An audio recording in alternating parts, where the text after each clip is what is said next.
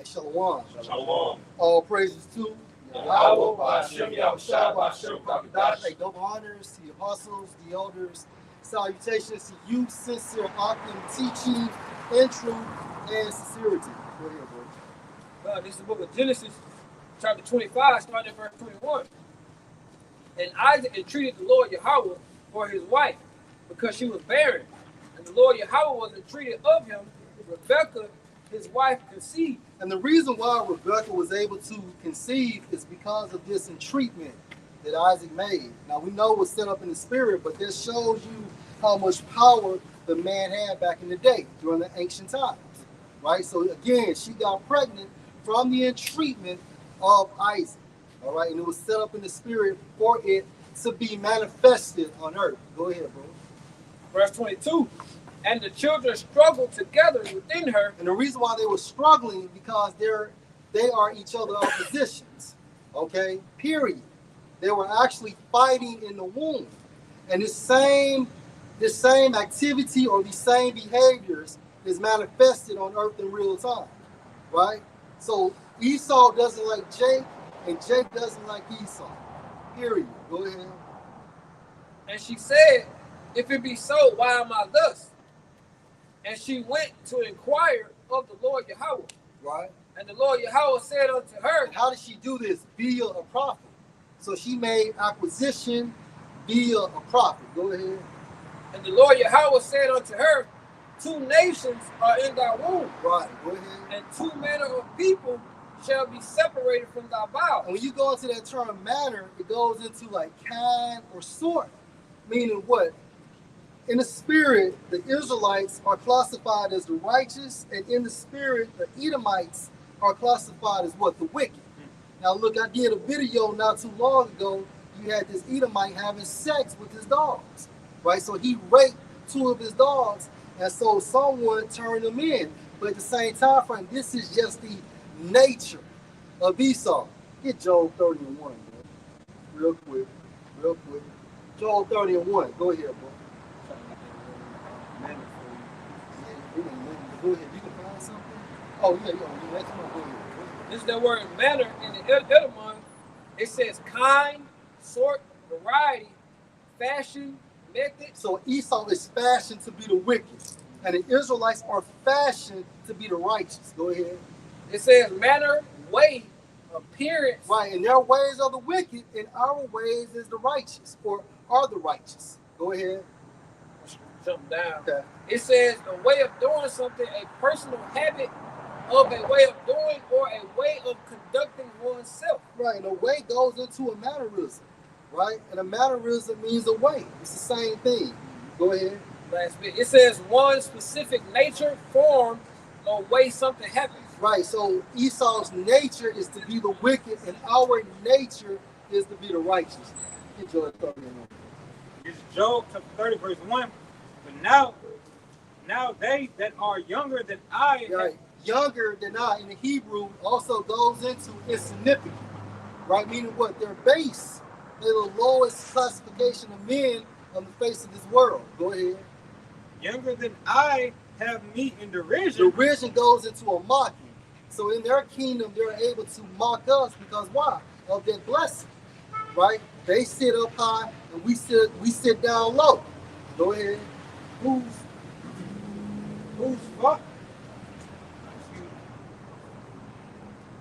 Whose father I would have disdained to have set with the dogs of my flock. Right. So what did Job know? What type of intel did Job have? That he's saying that he does not want his dogs to be associated with Esau. Meaning what? No common contact. He didn't want them to be contacted. Right? And if you know anything about that with Esau, first this man starts out raping dogs, and then it upgrades the people, man. As a kid, when a kid starts burning things or shooting things, it starts off small, and then their behavior upgrades. So pretty soon, this Edomite is going to make that transition from animals to actually people, man. They're the wicked. This is prep work, right? You want to say something? God is a vile person. He's very vile, right? Go ahead, bro. It says, And two manner of people shall be separated from thy bowels, Right. and the one people shall be stronger than the other people. Right. So the Israelites are stronger than the Edomites. Go ahead. If I can make a point, Yeah. because two manner of people gonna be separated from the womb. Basically, Esau and Jacob was twins, so to speak, but they, wasn't identical twins. You know what I'm saying? They was fraternal twins, meaning they didn't share the same sac. So they were pretty much basically just relatives, so to speak, or just a brother. You know what I'm saying? That was born at the same time, but not identical, because they had different. It was two sacks. You know what I'm saying? Okay. That they didn't share. You know what I mean? So basically, because identical twins gonna be either girl or boy. You know what I'm saying? But these fraternal twins could be girl boy, boy. You know what I'm saying? With girl boy, girl. But at the end of the day, Jacob and Esau are two different characteristics, man. Two different mindsets, because they are not identical twins. Right. Beautiful. All right. You have something like that?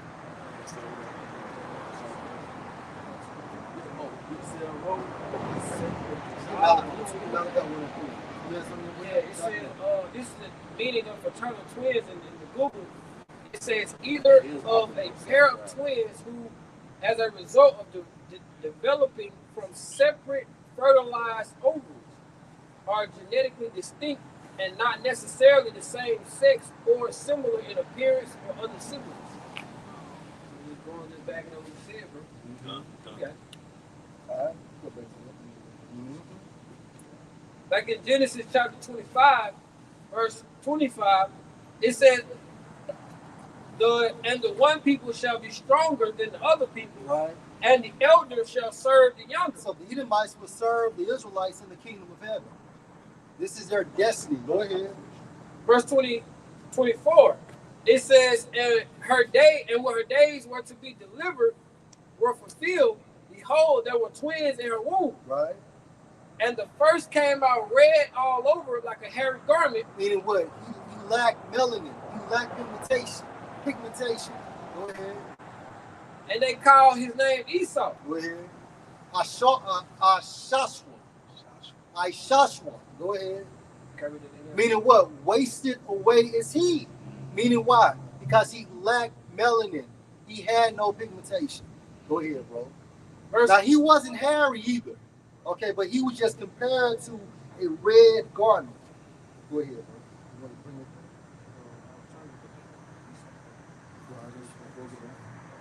Go ahead.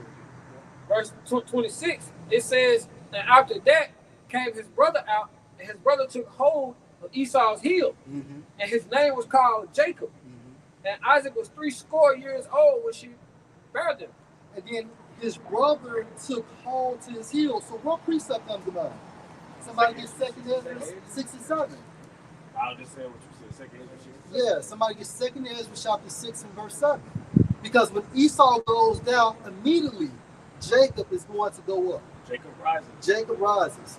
And also Jacob means what? A liar in wait. First and foremost, it means supplanter. But the second definition for this term also means a liar in wait. So we are awaiting the incoming of Yahweh Shah. This is Second Ezra chapter 6, verse 7. Then answered I and said, what shall be the pardon of sunder of times, or when shall be the end of the first in the beginning of it that followeth? Yeah, so we're here. We're in the end of Esau's rulership. It's over. So right now it's a concept called circling the drain. So America is dizzy. America is about to fall, right? And America is Esau's strong hub, right? Go ahead, bro. And he said unto me, from Abraham unto Isaac, when Jacob and Esau were born of him, Right. Jacob held first the heel of Esau. Go ahead. For Esau is the end of the For world, Esau is the end of what rulership? Go ahead. and Jacob is the beginning of it that followeth. And this is what we are waiting. This is what we have content. Lord will. Somebody get Revelation chapter 3 and 10. Go ahead, bro. This is the book of Romans, chapter 9, starting at verse 11. For the children being not yet born, And who are the children? There you go. Jacob and Esau. Go ahead, bro. Neither having done any good or evil, Right. that the purpose of Yahweh. So this isn't telling what manifested destiny. Right? We said what, bro? Predestination. That's all it is. Right? So everything is scripted in the spiritual realm before it actually take place on earth. And all of this was designed before the earth was even created. These characters for us, our lives were already made manifested in the spiritual realm. And it plays out on earth at a lot of times. Go ahead, bro. That's why we all pertain to this truth or what's going on with the Lord's movie, man. Because any movie script writer, before that movie hit the big screen, he writes the script in his home or wherever he did. So it's already documented or put on paper. Then it's put out there for the actors to bring it to the big screen, man. And this is what we're doing now through the spirit of probably how about outside. We're prophesying the things that have been wrote in the script, and it's playing out as we see it today. That's right. I got good questions. Go ahead, bro. This is Ephesians 1:4. According as he have chosen us in him before the foundation of the world. Before the foundations of the world, the elect was chosen. The elect was what? Cherry picked for Yahweh Shai, whoever they may be. Go ahead, bro. That one grape of the cluster. Go ahead. That we should be holy and without blame before him in love. Right, and we do this why? Right now, indeed. Right? So we practice the law, statutes, and the commandments to the best of our abilities. Right? And most importantly is we have to have faith. Because faith works simultaneously with our deeds through this grace period. Go ahead, bro. Having predestined us unto the adoption of children by Yahweh Shai HaMashiach to himself. And another term for adoption means chosen. Right? If you go to an adoption agency, two parents are choosing a boy or girl till their liking. So we're chosen, Lord will, to be the elect, Lord will. Go ahead, bro. If I can add, Yeah. when you go into the in Rome, you know, when you have the adoption in Rome, when you adopt someone, they made that person legally entitled to your inheritance. That's why Apostle Paul was using the terminology about adoption. You know, because you go into the history, you know, Julius Caesar adopted Augustus. That's why Augustus was heir to Julius Caesar's estate. You know, when Julius Caesar died. So the adoption concept, you know, was an analogy Apostle Paul was using on how the Heavenly Father did the Israelite foreigners. He adopted them back into those inheritances, man, by right. You know, and it says, having predestined us unto the adoption of children by Yahweh Shai, Yahweh Shai to himself, according to the good pleasure of his will. According to the good pleasure of his will. Hey, gosh, what Jay-Z said back in the day, you was who you was before you got here. You was who you was before you got here. Go ahead, Back in Romans 9, verse 11, for the children being not yet born, neither having done any good or evil, that the purpose of Yahweh according to election might stand, not of works, but of him that calleth. It is said unto her, the elder shall serve the younger. Esau will serve the younger in the kingdom of heaven.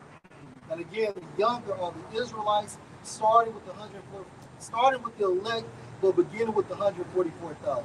Go ahead. Verse 13, as it is written, Jacob have I loved, but Esau have I hated. Okay, so the Most High loves Jacob. Okay, and Esau he hates. And there's nothing anyone can do about that. Go ahead, bro. Verse 14, what shall we say then? Is there unrighteousness with Yahweh? Yahweh forbid. So, because it's his will, right? Check out that tag say high level. What's the highest number of people according to Yahweh? The Israelites. And particularly the elect. That's right. Particularly the elect. If you go into what? Galatians 6 and 16, the Israel of the Most High. That's how you have, if I may say these words, you have, remember that we are 99%, that little outrun they had back in 2012. Then they had like the local bankers actually looking down at them protesting, right? You know those protests in 2012. And everybody was screaming, we are the 99%, right? But it was actual bankers looking at them protests. Well, within those bankers, there's an elite of the bankers, the 13 banking family. That's right. So within the high level nation, within the chosen nation, there's an elite amongst the chosen nation. That's right, bro. There's a chosen amongst the chosen. That's right.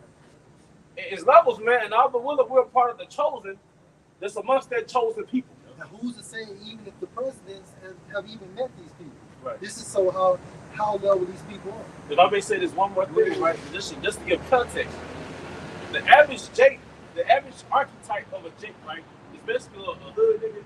That's the average, like low level, right? But that archetype is honored worldwide. The average Jake, the way he dressed, the way he acted, it took drill rap and ran with it. It took Nike and Jordan. He even took Nike and Jordan and ran with it. How much more are they gonna envy the archetype of Yahushua? Because the elect, we're like a byproduct of Yahushua. So how much is Jake gonna be glorified and honored and imitated when he's in a righteous spirit, man? Low level Jake is honored in this world. Hey, I show speed. Yeah. Me and Shaquan has this conversation all the time. I haven't seen this much pandemonium since Michael Jackson. Yeah. Man, this nigga He goes, global. huh? He's global. Am I tripping? This nigga's bigger than Chris Brown. I don't even think he's bigger than Michael Jordan. I've never seen no shit like that, bro. This nigga can go throughout the United States and sell out, and then he goes overseas and sell out. What was he doing before podcasting, you know? Man, I don't know. Huh? He started just doing street Started streaming. Trash dumb shit, like nigga stuff himself in the balloon. Yeah, He's just random dumb shit. But that's a low level Jake. a low level Jake. No, that's it. Not being disrespectful. He's just a low level, like he just does backflips and he's charismatic. Yeah, he go to these other countries like doing his Africa tour. He got these presidents honoring him. Yeah. You know, they have him sitting in seat and stuff like that. But you know what too? And that's another way America utilizes what you call it, that Babylonian wine. They use like the rap musicians and also niggas like Speed to push that agenda as well. Because that's, I'm like, I show speed and just regular, everyday Jakes coming from the hood. The world envies Jake in prison. Like, these are prison Jakes. The inner cities in America are prisons for the northern and southern kingdom. Let me tell you what Kevin Hart said about Castanet. He said that they have to have a $10 million budget to reach millions of people. These guys, meaning these podcasters, have $1,000 equipment and they're reaching millions of people. Yeah. This is the level these podcasters are on. And these are just Jakes that came out of their mama's womb in the south side of some city. In their basement. In their basement. But they got their spirit, That's man. right. Those are princes, man. And Esau uses Jake to push their agenda, right? Because I show Speed, he does like a lot of homosexual shit. You know? Hey, get Ecclesiastes 13 and 3. No. You have something? I got two definitions of three definitions. Go ahead. The first one, it says the doctrine that the Most High has sovereignly chosen individuals for salvation and eternal life before creation, based on His purpose and grace, not human works, often linked to His foreknowledge and foreordaining all events especially through Hamashiach. And that's humbling, and it's also merciful. Yeah. It's humbling because we didn't do anything to get us in this truth, and we didn't really do anything to keep us in the truth. Yeah. The longer you're in the truth, the longer you realize you're a puppet. Like, you're just here because the Most High wants you here. By the grace of Yahweh Bahashim Al-Shai. If you did righteous works, it's because He programmed your ass to be a righteous brother. All right, if you were wicked, He programmed your ass to be wicked. All right, so you're not that great of a brother, man. I hate to break it to you. You're not that great of a brother. But also, it's merciful because it said, before the foundation of the world, certain individuals were chosen to be the elect. So, man, if Yahweh Shai comes, man, and I get delivered, I'm gonna cry, man. I ain't saying I'm just a wicked, horrible brother. But it's like, man, you know what I mean? He dealt with you like, bro, you gonna fucking, because you don't deserve it. You don't deserve coming to the truth. Like, why? Like, sometimes you ask, why me? You didn't even deserve to wake up. So Yahweh Shai, woke your ass up. Say it right now. The why Yahweh Bahashim Al Shai. If your ass woke up if you're woke right now, say Yahweh, the why Yahweh Bahashim Al Shai. Because we could have been these crazy motherfuckers out here, man. We in Jackson, Mississippi. Even niggas feel sorry for us. The rest of the cursed world, the rest of the curses feel sorry for us. Y'all from Jackson, shit, damn, my bad, man. Go ahead, brother. Oh, this is Ecclesiastes chapter 10, verse 31. He that is honored in poverty, how much more in riches? Jake, you honored as a prisoner. Jake is honored as a prisoner. Michael Jordan, LeBron James. Yeah, if you came from the inner cities of America, America in general, and I'm gonna cut your spirit, bro. Yeah. If you came from America, you're a fucking prisoner. Yeah. The way Jake dressed, the way Jake act, nigga, you are a prisoner. The cities are prisons for the 12 tribes of Israel. You're an impoverished inmate. All right? So, but guess what? Even in your prison sentence, you're honored. This how a nigga like finesse 2 times, he beating his chest, freestyling in prison, and niggas be watching that nigga. Yeah. That nigga was honored in prison. And then he got finessed 2 times. Think about it. Like his contract, I think, what's the name of his record label? Bob Ties. They're getting 2. Look, he has to pay them twice. Now, if you're smart, what would you do? You will leave that brand finesse, change your name, and start all over. You got the momentum. That's what Prince did. But if he probably did that, they'll kill his ass. So leave the brand finesse and just start your brand as Ricky. That's all you gotta do. But just to make a quick point, he's a nigga. He's low level. He's low level. So we're hidden princes. We're hidden princes, man. So if they like the degenerate version of us, how much more will Yahweh Bahashim Al-Rashad say, these are my people? Yeah. When we will receive praise and fame in the land. Yeah. When Yahweh Bahashim, you see him coming to America the first one. Well, what's my man name? His father. Hakeem's father. King Toffee. All right. James Earl Jones, am I correct? Yeah. When James Earl Jones came to that bitch in America, like this ain't no servant, this my son. So when Yahweh Shai comes to America, not come to America, when he raised us up, that's like James Earl Jones coming in as a king saying, nah, this not no fucking servant. Bow! This is my son!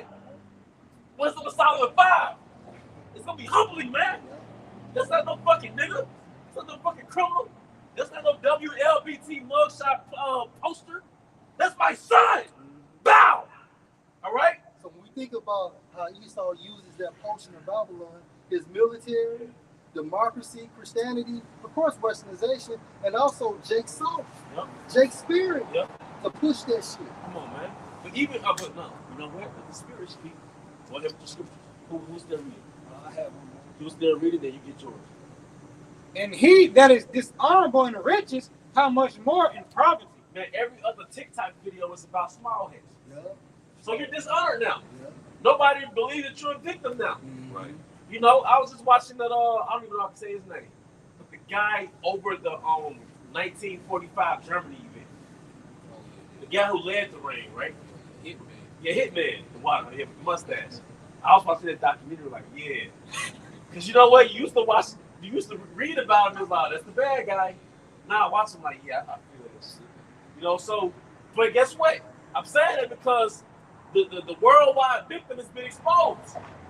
And ironically, it's the worldwide victim that held 12 tribes as prisoners for the last 500 years. For the cargo transit of the global slave trade, there was small heads behind that, man. And we went from that to being actual birth certificate workers, man.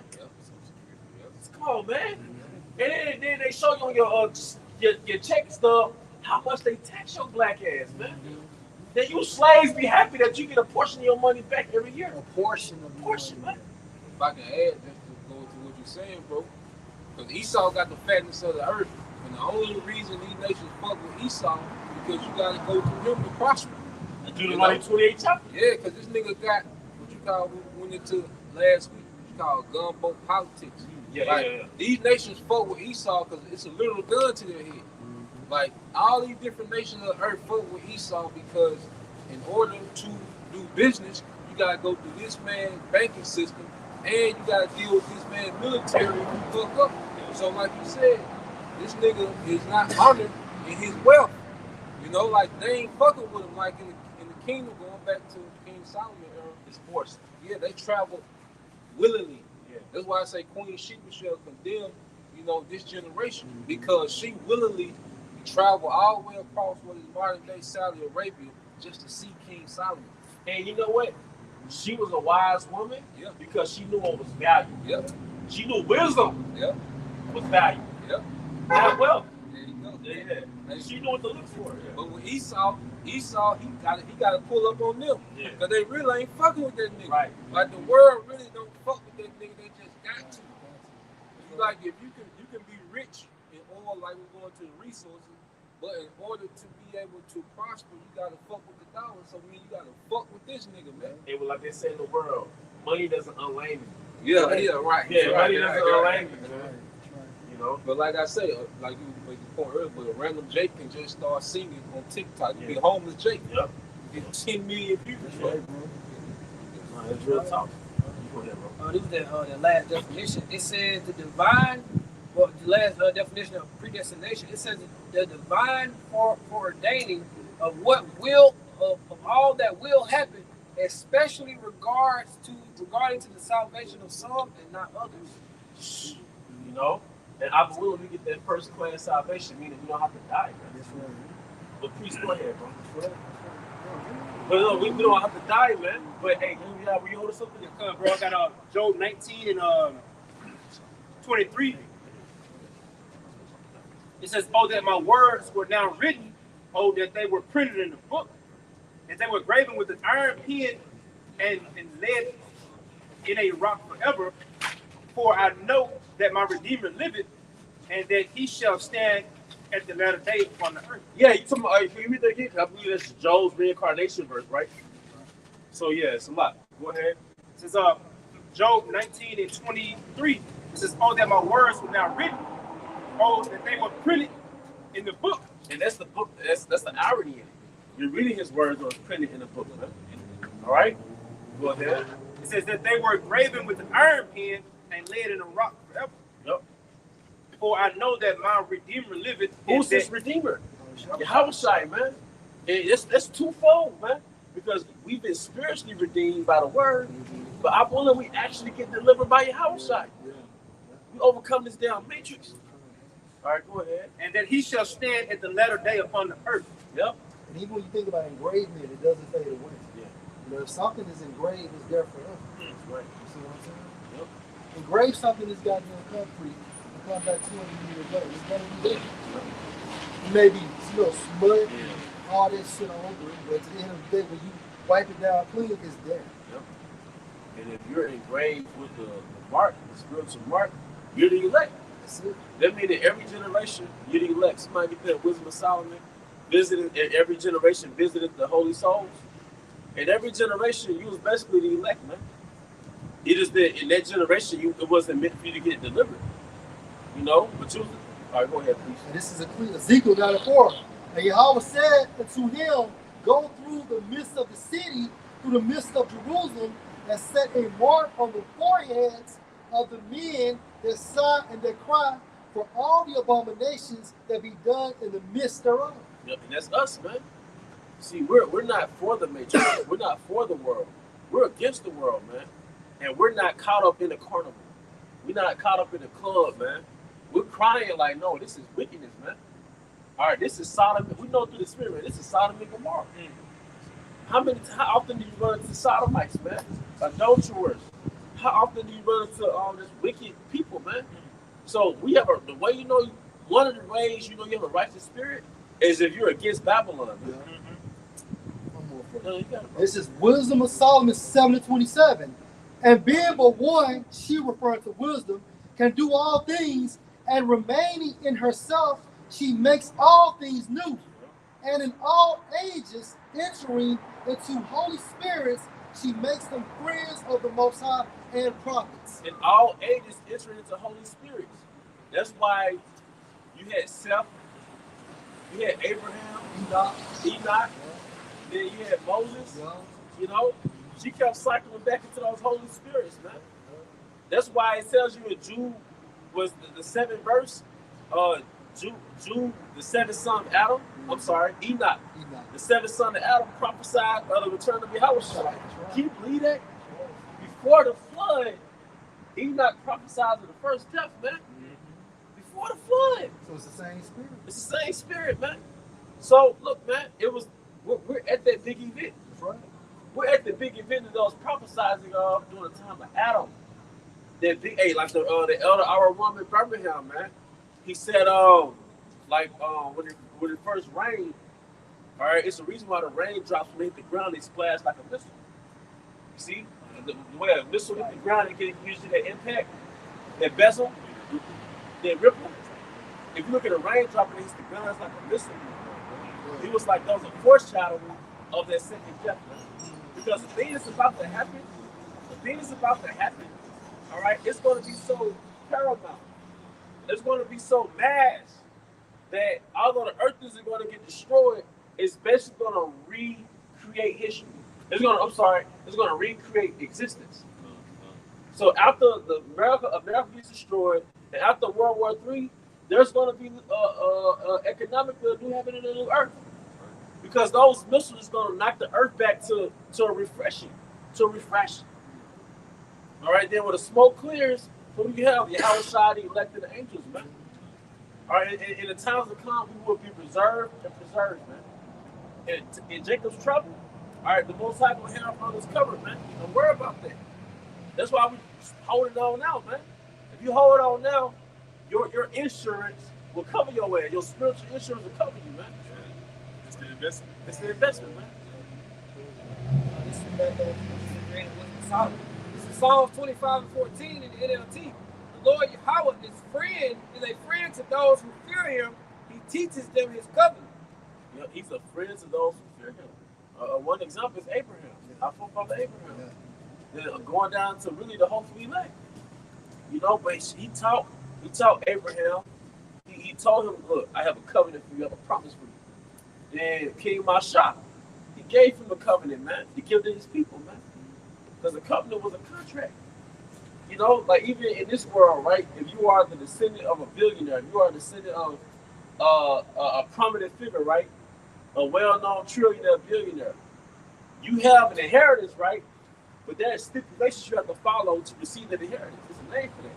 You can't just turn a certain age and now you have access to your father's money that they've amassed over decades or centuries, man. Trust me. Yeah, right. But it's stipulations you got to follow. So same thing with the covenant. Yeah. Those laws are really stipulations to follow to receive that promise, man. The point they show you that in Ghost. Howard, when Ghost died, he had that trust fund set up for what's his name? Tariq, they had to go to school. Tariq. But Tariq had to go to school. He had to do certain things before he got the money. Right. And That's right. if he fucked up, he didn't get it. That's right. Yep. That's right. So same thing with us, man. See, everybody, they downplay Yahweh by Shemel and the Christian world downplay the laws, which the Christian Jakes don't know what the fuck they're talking about. That's why the Most High set up Drewski, man. He set up Drewski. I know y'all saw that skit. Christian now? Yeah, he was the mega church. Yeah. And he was like, hovering with the strings over the crowd. Because it's real life. Yeah. Before Jake came into the truth, Jake was going to those churches, man. That's right. And them niggas are just really good speakers. That's it. They're really good manipulative speakers. They know how to get your energy all up so you can feel good about giving them all that money. Jake's simple. Yeah, Jake's simple, man. You know? That's right. All right. This is Proverbs 9 and 10. It says, the fear of the Lord Yahweh is the beginning of wisdom and the knowledge of the holy understanding. Hey, and if I can say, that's why Jake, man, our people, 2/3 just do any and everything, man. Because they don't fear the Lord, because they really have no understanding of Yahweh outside, man. They don't understand that the Lord is a terrible power, man. The Lord will have you, that's why the scriptures go to fear not him who can destroy the body, but he who can destroy the body and soul into hell. Roughly paraphrasing, man. The Lord will have you in such a bad case, you would be a paraplegic in your right mind, but can't do shit but look around and not understand, man. But it's the Lord, man. Yeah, man, hey, why do you have about small shot? You can wipe your own behind, man. That's right, bro. Yeah, that's right. Get up and walk around. Sometimes you'll be vexed at your circumstances. Man, you can get up and walk around, man. You know, you in your right mind. You can articulate your thoughts. You know, yeah, good health. It's a blessing. It's a blessing, man. If you can wake up and you got bodily function, breath in your lungs, you remember the name of the Most High. You know, so you instantly in prayer, you're grateful, you're thankful. That's a gift Yeah, that not many have. that's right. Done. And you better than a rich man who has millions of dollars but got kidney failure. Right. And miserable. And that exists. Yes, sir. That exists. You have to put yourself said. You can hold to the consideration how health is managed well. Yeah, man. Because that's something you should fight for in Babylon. We live in such a low grade kingdom, you gotta fight for energy. You gotta fight for a little testosterone. Fight for a little vitality. You gotta fight to feel somewhat good, man. You gotta fight to live because this kingdom is so low level that nothing invigorates you that comes from Esau. Everything that Esau gives you, it spikes your dopamine and your insulin. Then you're tired after that shit. So you gotta go against the grain of his kingdom and have some type of feel good about yourself. What the scripture say, the children of Israel eat their bread defiled. Yeah. You know? This is Sirach 18, verse 19 in the GMT. Know what you are talking about before you speak, and give attention to your health before you get sick. Examine your conscience before the Lord Yahweh Ba'ashem El Shai judges you. Then when that time comes, he will forgive you. Humble yourself. Hey, can you read that? Can I make a point? Go ahead. Sirach 18, verse 19 in GMT. Know what you are talking about before you speak, and give attention to your health before you get sick. So you get symptoms. You know, maybe your ears start throbbing, maybe you start coughing before you get sick. So give attention to your health. So the Most High gives you indication that you're about to get sick. So it's your responsibility to get the herbs and heal yourself. And you know what? I've learned too. When you make little decisions, to go exercise one day. Sometimes you leave work, you don't feel like doing this shit. I speak for myself. Mm-hmm. If you push yourself to hit the gym, you push yourself to hit the park, that was your daily boost that kept you from being sick there. And guess what? Satan doesn't want you to do anything that's beneficial. He doesn't want you to do anything that's beneficial. Now, if he got partying and drinking all day long, he'll make a way for you to do that shit. But when it's time to get up and go to the gym, you're too sleepy. Yep. Or you don't work enough when you're too tired. So this nigga's crazy, man. Speaking of the man, if I may, the whole retirement concept. Like, my grandfather, he was having like strokes and stuff, right? But he had stopped working. Like, he done worked, I think my granddad like 87 or something like that. He stopped working. But when he started back getting up and moving around and went back to work, he had no problem. See that? That whole retirement thing, once you get a certain age, you sit at home, just like that, your body ain't meant to just sit around and just not do nothing. And just, you just eat all day and watch TV and don't do shit. That's trauma, bro. You mean to tell me if I stop working after 25 years, I'm gonna die? But you know what happens? You know, That's trauma. yeah, you know why though? I speak as a man. You ever had about a week off from your job, then your body start hurting? Maybe 2 weeks, then you start hurting. Like you said, now your body's at rest, then the trauma sets in. You know what I mean? It's like you're in a fight, right? You don't feel pain when you're in the fight. Yeah. But the next day when your body is So, back, yeah. now you feel the pain, yeah. So it's like, Slave withdrawal. yeah. we be, yeah, slave withdrawals, man.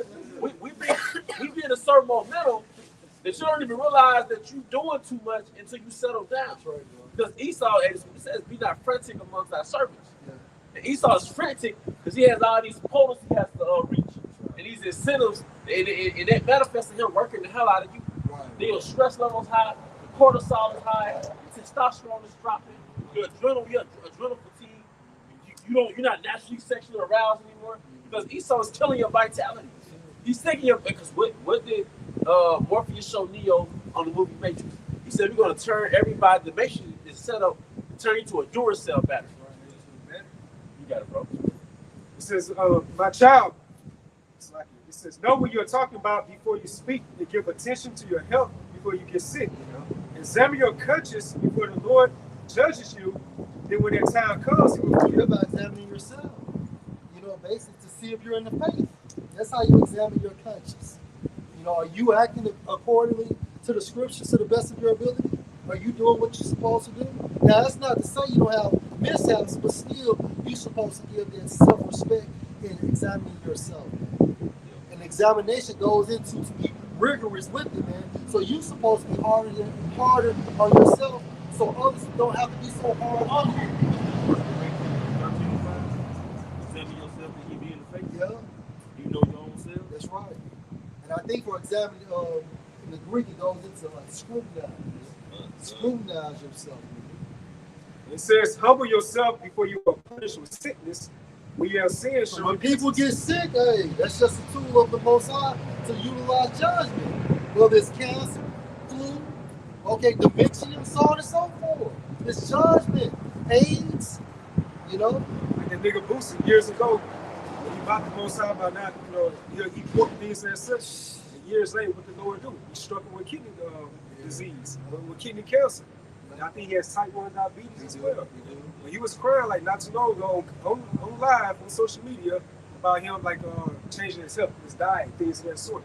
You know, but you just talking all that shit, that cash money shit years ago. That's right, bro. And through the spirit, we said that shit was gonna come back. Nobody gets away, man. Nobody. As you was making points about how the prophet was prophesying Yahweh. This is on 2nd Ezra, chapter 7, and verse 28.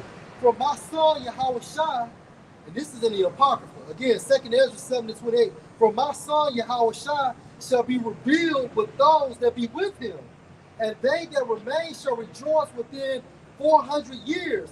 So Ezra was about 400 to 500 years before the birth of Yahweh Shai. Verse 29. After these years shall my son Mashiach die, and all men that have life. So over a process of time, we was going to have this truth, and then ultimately all of us was going to die off and come back around 1969 and re-inherit this truth, man. But the point is that Ezra was able to prophesy the incoming or the arrival of Yahweh Shai via the Holy Spirit. And that's just one prophet. Just one And prophet. because Yahweh Shai was also mentioned in the law. Hey, so one. What about Psalm 40 and 7? Lo, I come in the volume of the book. Even Yahweh Shai prophesied of his death from King David. Yeah, Dogs have encompassed me, that's right. you know. That's right. But also within the law, it tells you there's going to be one that comes from amongst the people. That's right. All right, and what did it say in Genesis 49? Until Shiloh comes, That's right. our teeth white with milk. The gathering of the people. The gathering of That's the people, right. man. That's right. So look, man, we've had great moments in history, and talking about Yahweh Shai, that Yahweh Shai came. That's right. He came, and now he went back to the spirit world. Now he's about to come again, and we're at that point of history. And his disciples that follow him, they're out here on the highways and the byways right now. That's right, bro. Certain men who actually walk amongst them, they're here now, man. All right, but also the naysayers. We're in the book of Acts. All right. Go ahead. I want to read this on you. He said, this. But we're in now, it's just like the Matrix, and it's designed, the Matrix, the whole thing was to turn the human into a battery. So our curiosity, I Googled, it says, what is the concept in the Matrix? Well, the Matrix is designed to turn you into a battery in reality. Like in today, I'm going to read down on it a little bit. It says, humanity has been enslaved by intelligence to serve as a biological power source. As I read, it says psychological and, well, it says the illusion of choice. The Matrix is a prison for the mind designed to choice. So your choices are nothing but an illusion. Meaning what? They are prescriptive before you. You know, they're already pre-selected. Like your presidents. Yeah. They just give you the choice of basically selecting who they already done picked for you. So you want to rebel against the government. Because they know historically, all right, if we oppress the people, they're going to want to rebel. That's right. So let's give them the illusion of choice so they can feel like they have a say-so in the matter, right? Now, you still got coons that think that voting matters. That's correct. That's your program already. Yeah. You know? That's crazy. You still got Jake that think voting matters. That's about Jake that I thought was on point. In other matters. Doing what y'all doing, man. All right, brother. All right, brother. All right, peace and blessings, bro. Peace, Ken. And a good example of the illusion of choice, like for example, like y'all said, it's already pre-selected. So I say, bro, you got two options. I write them down on here. Yeah. But I give you blank pages. So you can pick one or the other. The illusion of choice. That's it. Shit, I'm going with this one. He definitely got more options on it, but it's small. You know what I'm saying? That's it. That's it. And that's how Esau is the master manipulator. You know, we can go to Disney World or we can go to hell. I'm gonna give you two options. But you don't have the option to stay. But you don't have the option to stay. It says, Pick a card, any card. it says the Matrix is a prison for the mind, designed Whoa. Hey, Revelation. In her was found the Yeah. souls of men. Yeah, that's right.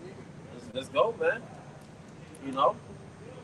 designed to keep humanity compliant and passive while their bodies are used, represent a metaphor for enslavement. Because look, what do you have in every home? A TV, a smartphone. Then that smartphone, you have social media. You have just a whole plethora of different streaming networks, man. All right, your mind is really in prison, whether you realize it or not. All right, because when I first looked up the word entertainment in the etymology online years ago, it said to keep the mind contained. Entertainment really goes back to contain, to keep the mind contained. So if your mind is contained, it's really in prison. It's confined. It's within confinement. And that's why on social media, that swipe up is endless. They call it doom scroll. Yeah. Because your mind gets contained. You know? Especially that dog on TikTok. And then you go hours. It'll be hours before you come up out of that, man. You know? It says simulation. It says simulation theory. It touches on a psychological question of whether our reality is a constructed simulation, which is a topic in future studies of simulation theory. It is a constructed simulation in the sense that Esau created this false reality, man. You know? Esau created this false reality. You get up, you go to work, you know, you might go to so-called church, go to these bars, but it's all set up to make you forget the fact that you're a slave on these international bankers monopoly board, man. That's it. You're just here to give off your energy for 10 hours a day, 12 hours a day. Work 2 jobs, 3 jobs. You know? Pay child support, pay this, pay that. You know, you're a slave, man. But it goes back to the curses. Baruch 3, you'll be subject to what? Payments, man. Who are you paying? The elites. It says the splendor of the mind.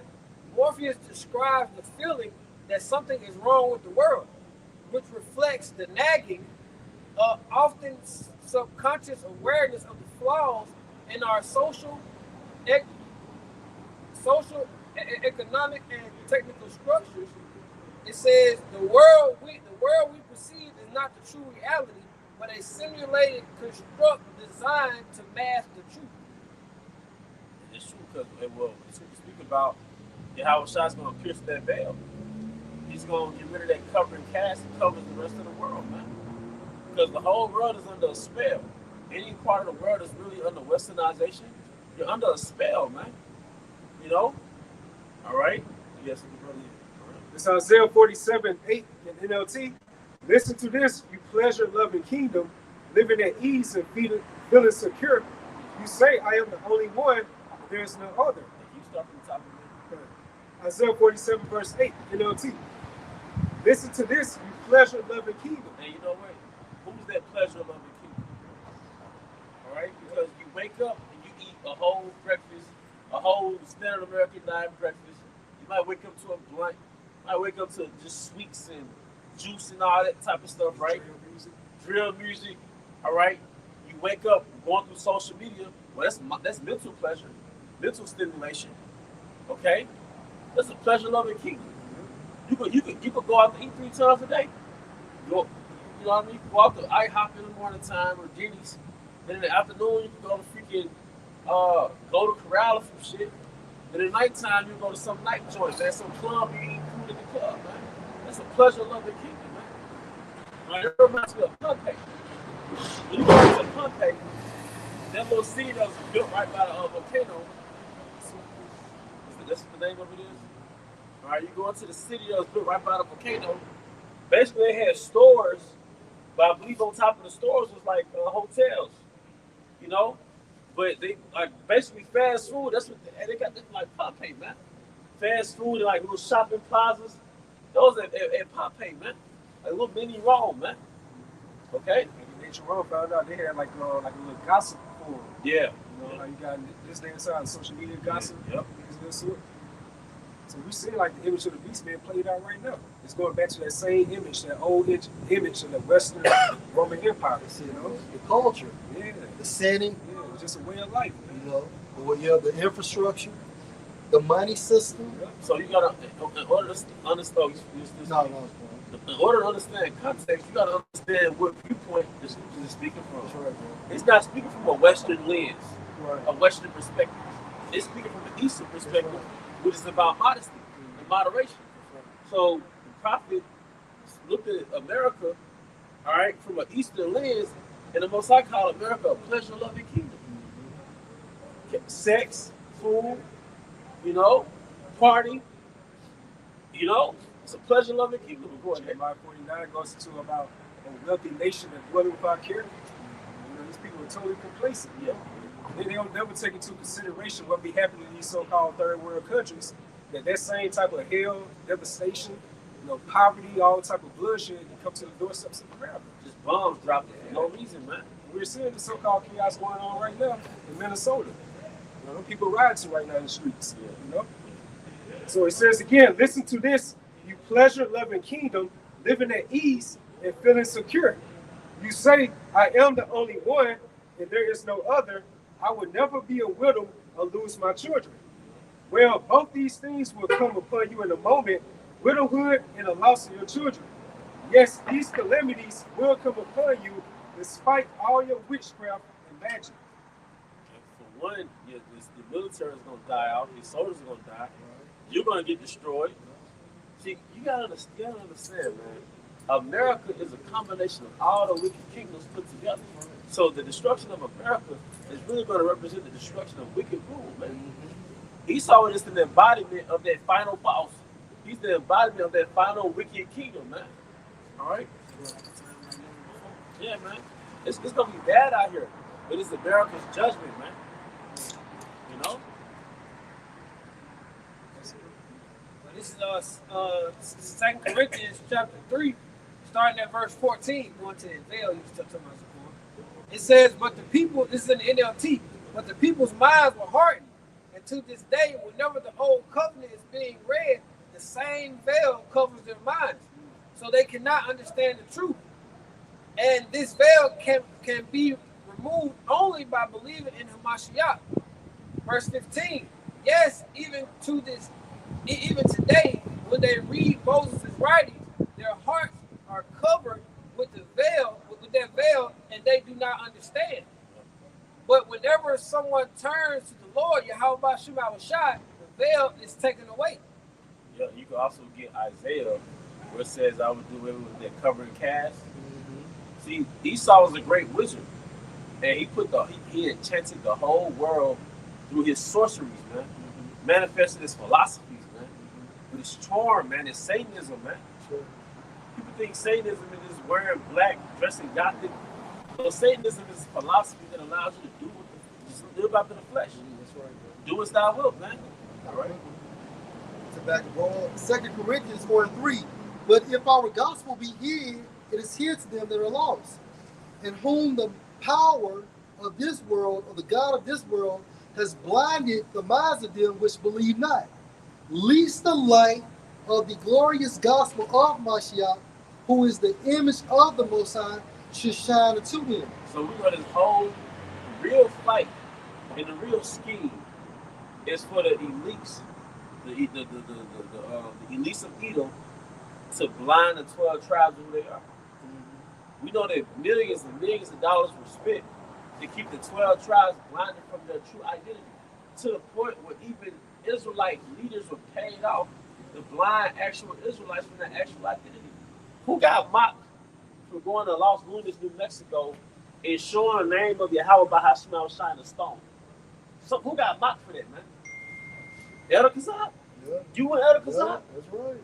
Them niggas, Nate know. They actually went down. I don't know if they went there. No, they went somewhere else. Yeah, it was somewhere else. To the woods and carved the name and said, see? So what possessed you to do that to mock them? You niggas are set up. Well, yeah, but the elites. You niggas are set up to take the validity from this truth away, man. That's right. You're like a bait and switch. Like, yeah, you're an Israelite, but then when you bring the people to you, you take their identity away from them. That's right, man. You know. And I heard Elder Pastor Hart say that Ephraimite those would have left because those different Israelite camps, they're racist towards Northern Kingdom. I can see that. I can see That's that. word of Elder Pastor Hart. Yeah. They're racist towards the Northern Kingdom, man. All right. And just to back the blow up too, even when you think about that veil, the glorious light of the Most High can penetrate through that veil. Because when you look up that term veil, it goes into from a metaphorical standpoint of that which prevents a thing from being understood. And that thing is the truth. So the light of the Most High, the light of the Hamshah, give us enlightenment. That way we can see through the veil. The veil is burned off. Yep. And that veil was set up. He used that veil to blind the world from who the true biblical Israelites are. That's why they planted themselves as Israelites. Yeah. Now, me and a couple elders in the camp, we went to a museum in Memphis. And it was a two-part museum. The first part was about Moab and their history, their sculptures and their architecture, right? Then there was another segment going to the small heads. They didn't have shit. I'm like, why don't they have any relative of their history? You know why? Because they had no history. You had no history as being a true biblical Israelites, man. All right? You're fabricated and you're petty. That's why we call you 1948ers. All right? And at one particular time, you heard that book, Who Was Esau Edom, right? And I don't know, it was like 5 years ago, 6, 7 years ago, the book was going for $2,000. It went from being like a $30 book to a $2,000 book, man. What was Esau making an effort to hide? That's right. His identity. The true veil has been billions of dollars pushed. The true veil was for you to not to know who an Edomite was, and you not know who you are. That's how we know through the Spirit. That's the God of this world. Because what other nation did they or partaking to going that hard in funding a movement right here? That's right. You know what I'm saying? That's right. They look at you see Esau, he's losing the narrative within these latter times. And what he's doing, he's going to these sellout Israelite camps to get them further to sell out, man. That's it. You know? You don't see Elam doing that or Moab, Right. Ishmael. Right. You don't see Esau Edom. That shows you right there again through the Spirit as the God of this world. And the internet is fucking y'all up, man. Because knowledge has increased. You got the prophets and then the whistleblowers and so on and so forth. So you have to make a move. Because even bread and circuses is no longer working. Everybody knows it's rigged. People watch it for pastime, but at the end of the day, they're not consumed in it because they know something else is coming. They're waking up. People are waking up. And it's 2 Peter 1:19, NLT. It says, because of the experience, we have seen greater confidence in the message proclaimed by the prophets.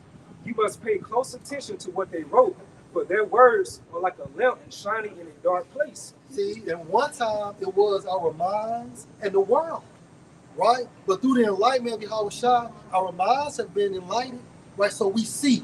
So we're no longer prisoners, going into the matrix. We understand what the matrix truly is. But most importantly, this word, it has been broadcasted throughout the four corners of the world, and that's the enlightenment of the world. Because you got the prophets.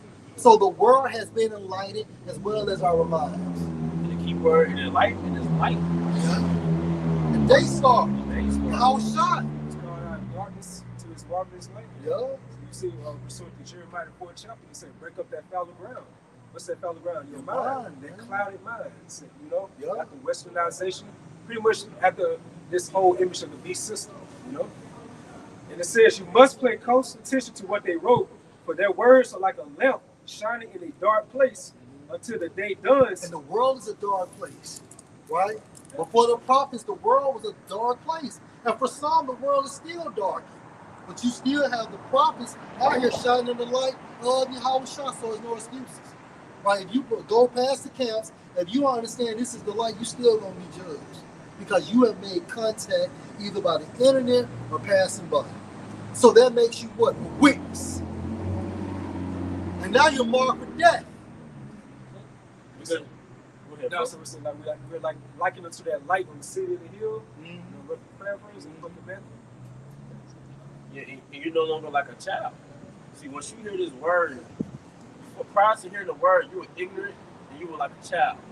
You were blameless. You didn't know better. A child doesn't know better. Yeah. But when you hear this word, and you're taught that you're a true biblical Israelite, and you're supposed to keep the laws, you're supposed to confess the name of Yahweh, Bahashim Hawashai. If you abhor that, if you despise that, now you're an adult. Now you're about to get tried like an adult, man. You become a sensual after the fact. You know? Yeah. They get it worse. And we see a lot of you niggas, man, over the years, especially when we first started, right? Jim would come up to the camp, he'll be intrigued, and guess who pull him away? This woman, man. Women don't like this truth because it puts them in their place. See, a woman is so tempted by Satan because Satan told her, you can rule with me. You see? Yeah, you can roll with me. You can roll with me because it is true. Eve is not a queen. You know, she's not a goddess, none of that. But outside this truth, you can subscribe to Satanism and you'll be perceived as a queen in hell, the queen of the damned. But you'll still be a queen. All right, go ahead. You got those two concepts going against each other, like Easternized, Yeah. you got Westernized. You know what I'm saying? The Eastern world tells you to cover your butt up. The Western world says you can pull them titties out. You know? The Eastern Twerk something, bitch. just twerks up. Let me see it. Hype your ass up. The Eastern world teaches you moderation. The Western world teaches you indulgence. Let's go. Hey, this is Ecclesiasticus 26:6. But a grief of heart and sorrow is a woman that is jealous over another woman. Yeah, and it's true. Yes. It's like this woman, this wisdom is like it to another woman. You see, the more time you be around brothers, so you do study time to yourself, you try to do videos, that woman on the side, she get jealous about it. Because you're not putting more time into her, but instead of the word, Yeah, I done it's just lost another woman. I done lost mad carnal bitches over this thing, man. And it's okay. That's how you know everything is spiritual, man. It's okay. You'll be laying with your real, right? Yeah, And you might want to read some scriptures in your phone yeah. before you go to sleep. Guess who want to cuddle all of a sudden? Yeah. You know what I mean? Try to put something in your mouth, man. Yeah. I didn't even say that. Try to breastfeed you. Try to breastfeed me, Hey, man. glass. Hey, or you know what I'm saying? Hey, or days of kind of fellowship, she gets upset. Camp days, she gets upset. Or the bros going on a trip and having church business, she gets upset. You battle not against flesh and blood. Hey, or you gay? Yeah. You gay, right? Yep. But you know, she's Joel's wife for you, man. Yeah. Joel's wife was the brothers always going to it. The reason why she didn't die, she was set up to be that integrity tester, that antagonist, man. That's right, bro. You mean a whole family got murked out, Yeah. and this motherfucker walking around cursing the Most High, bro. Yeah. That's Eve for your ass. That's right, man. All right, so Ecclesiasticus 26 and verse 6. But a grief of heart and sorrow is a woman that is jealous over another woman, and it scores of the tongue which communicates with all. But the point is how the carnal woman will become extremely jealous of the spiritual woman if you're doing what's pleasing to the Most High. And if Hey, can I say something else? Well, let's just say if you're doing more for your carnal woman, the Most High gonna get jealous. You see what I'm saying? It works two ways. That's all. Yep. And that's if you the elect. If you the elect, you know, he gonna do you dirty Yeah. and keep your ass alive. He gonna take that toy from you. I gave you this little toy to play with, man. All right, we'll balance you out. You done got so caught up in the toy that you ain't coming to count. But if you the elect, he gonna snatch that toy from your ass, man. You know? But if you're not the elect, you know, he gonna snatch your ass and, you know, instead of snatching the toy, he gonna snatch you. What's that old saying? What you don't want to sacrifice, he's going to become a sacrifice, you know? And so I'm going to let you get yours right there. This is 1 Corinthians 13:11. It says, when I was a child, I spake as a child. I understood as a child. Though I thought as a child. But when I became a man, I put away childish things. America was a childish thing. The westernized way, Esau's way, was a childish thing. All right? Putting all our energy into carnality was a childish thing. Putting all our energy into our hairline, our degrees, our Jordans. Those are the Roman Jordans. Yeah, Our women. clothes. That was The future. the future. That's right. Because, you know, it's holidays. Yeah. Now look at these couples online. They have matching outfits for the damn Christmas holiday. And you 36 years old. Yeah. With a dad by. But then you fuck around and wind up on Twisted Crime. Because what happens, hey, she don't murk him, he don't murk her. Yep.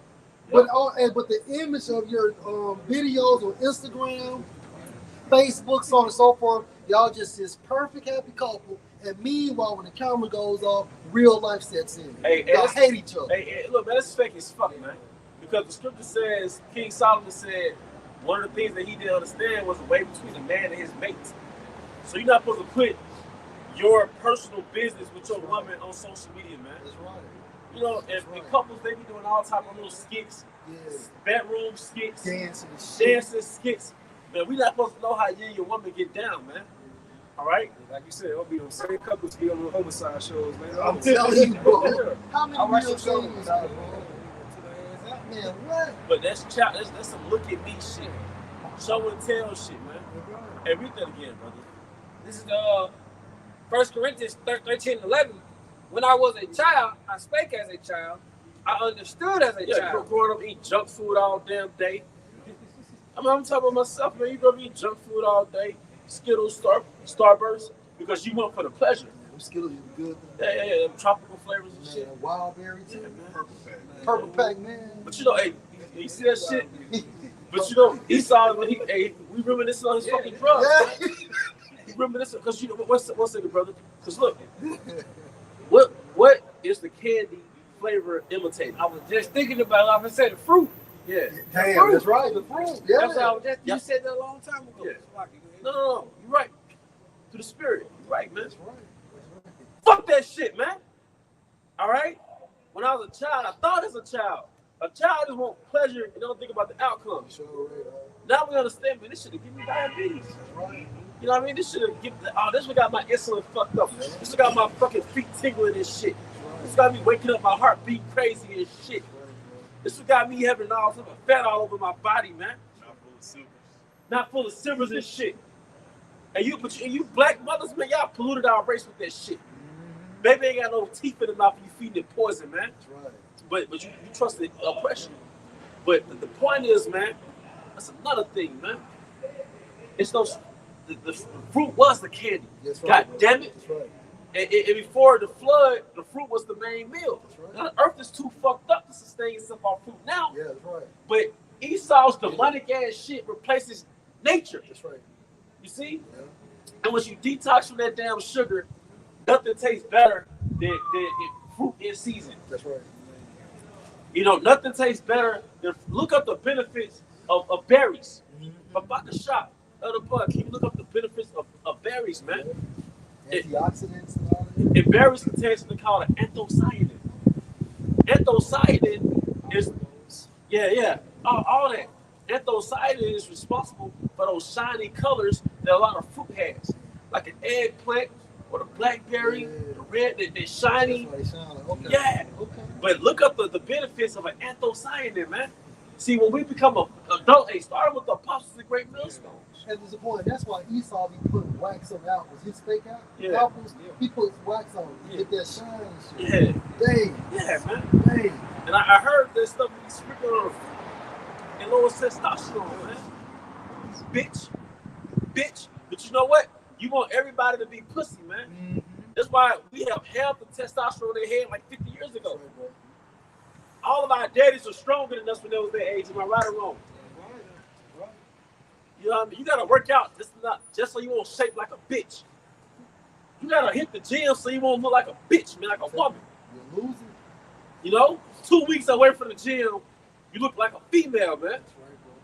Because of this damn man, because our bodies reacting to the poison this nigga gave us, man. All right? And when you find out what's slowing your body down, you stop eating that shit, man. Right, All right, go ahead. I got both of them for you. You want the benefits of berry or the benefits of You get berries first. This is the benefits of berries. It says berries okay. are packed. Berries are packed with antioxidants, Antioxidants. fiber, Yep. vitamins like C and K, Because and minerals. see, berries, they have fructose in it too, but the fiber keeps it from going in your bloodstream so fast. So it slows, like if you drink some fucking juice, right, you just rushing that sugar down your body. And it could overspike your insulin and shit right there, right? But with that fiber, it slowly goes into your cells. You see? That's why even like if you're keto, it's still safe to eat berries. You see? There's another child. Another fucking child. Yeah. It says in minerals, offering benefits.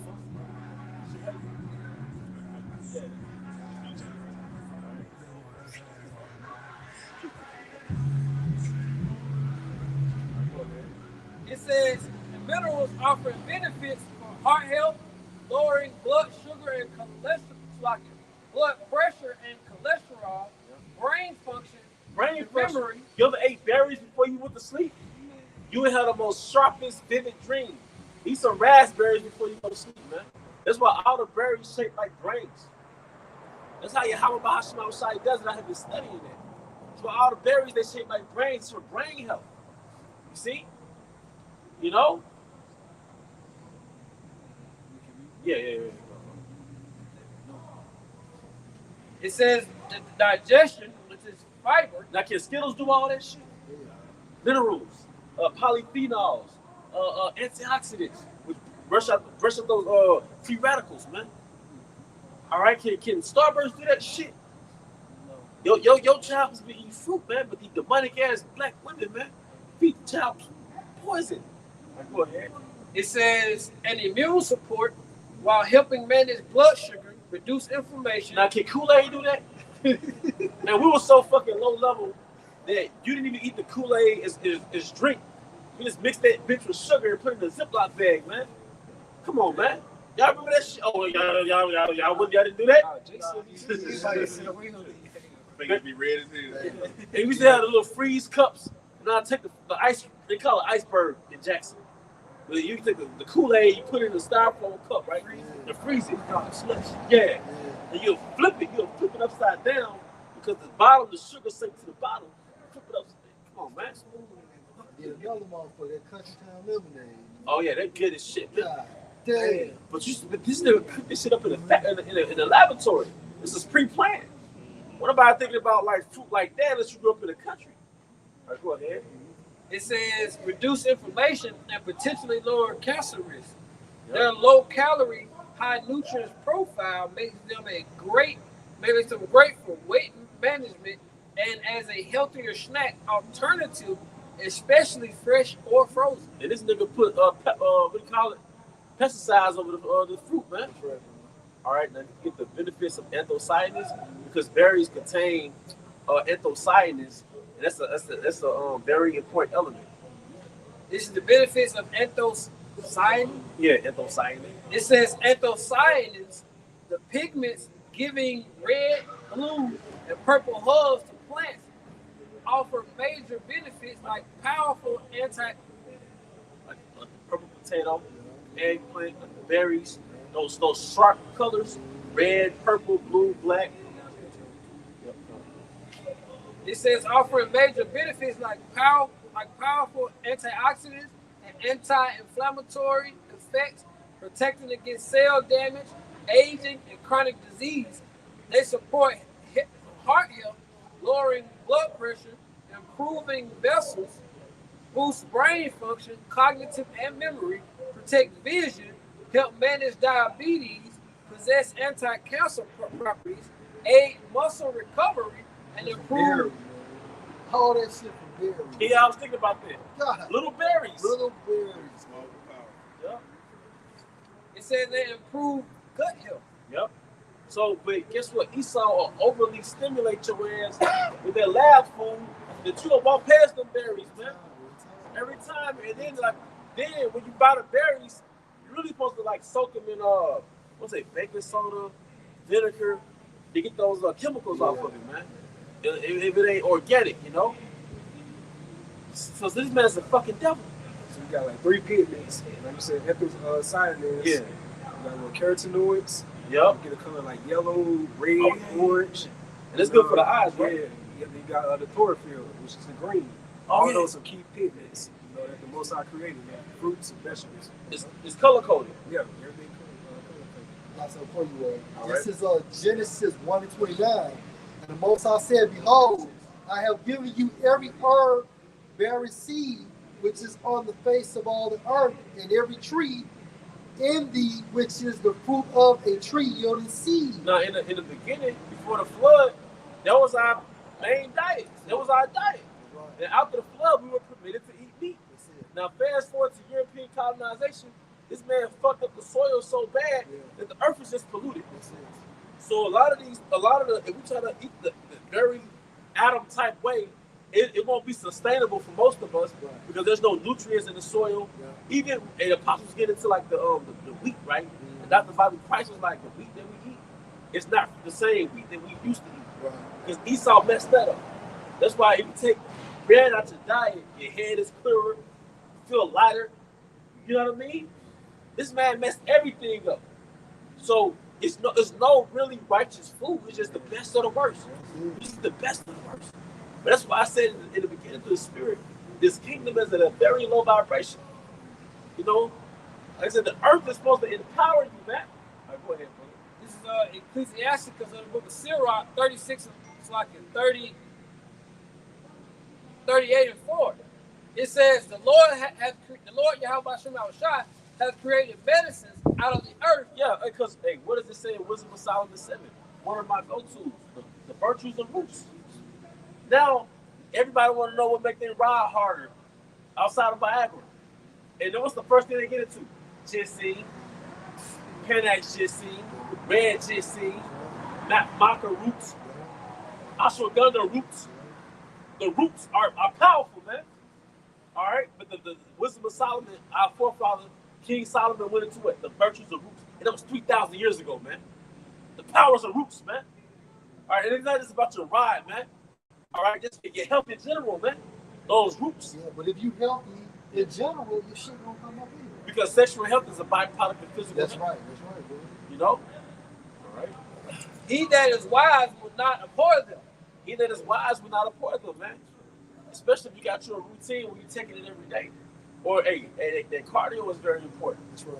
You know, working out, maybe doing some treadmilling, anything to keep your heart pumping like that, to get that blood going all throughout your body.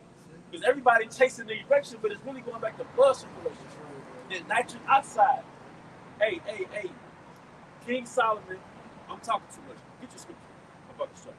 And you can get Wisdom of Solomon 7. What Wisdom of Solomon 7, but about to shop. Hey, because Esau want to be credit for he want to have credit for the scientists, the chemists. Fuck, who's the real scientists, man? And then, yeah, those are the scientists, man. Those are the architects, man. What did King Solomon learn? The operation of the elements. And I was just thinking about nitric oxide and looked it up. It's a combination of nitrogen and oxygen, right? So the food that we eat that stimulates you, for example, it has L-arginine in it, like meat has L-arginine. Nuts have L-arginine. What is L-arginine? It's an amino acid that releases that nitric oxide. What is nitric oxide? It's a combination of the elements, nitrogen and oxygen. But it's a gas. And when we was in boarding at school, it taught us water, what's it, solid, liquid, and gas, right? But what the fuck is a gas really? It's an air gas. The most important element is oxygen. It's more important than water.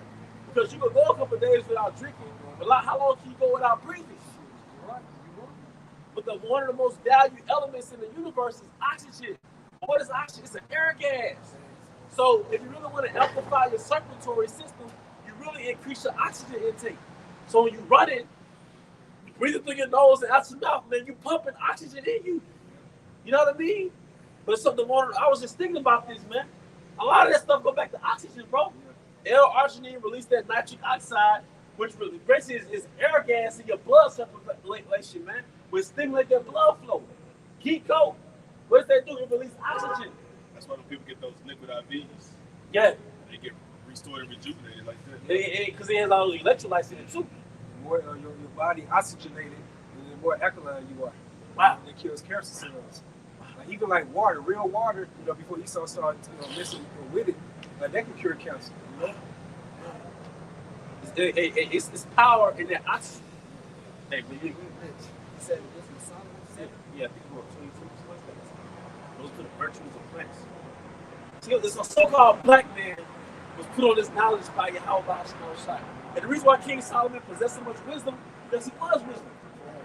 He was a house science. Yeah, so when it comes to the branches of science, that's for the Israelites. Like for you fucking devils, man. Y'all was base men. Y'all was base men. Israelites constructed languages. The first language was Hebrew. Israelites, because when we were the sons of God, we had all this understanding. People think that civilization is distinct from Yahweh Basham Shai. You got the concept of God, do you have intelligence? The closer you are to the Most High, the more of intelligent you'll be. So when we was close to the Most High during the time of Adam, we were a world power as the sons of the Most High. We had the branches of wisdom, man. You see? And we're going to get that in the kingdom. We're going to have that infinite wisdom. Esau make you think intelligence is separate from God. Like, if you believe in God, you're kind of simple. But the scientists got all the knowledge over here. Science. No, real science is the knowledge of the Most High. You got to decide now.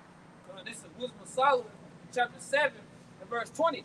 It says the natures of living creatures and the because if you go up some verses, it tell you all the things that wisdom taught you. Yeah, you can start at the part where it said that he gave me knowledge of certain things. You start at 17. Yeah, read that. God, this is Wisdom of Solomon, chapter 7, starting at verse 17.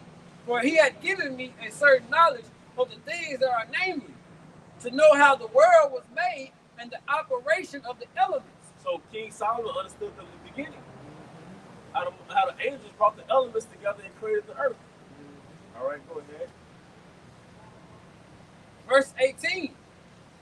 The beginning and the ending and the midst of the times, the alterations. The beginning and the end. Yep. So Most I showed King Solomon the end. You know? That's why he writing all things vain.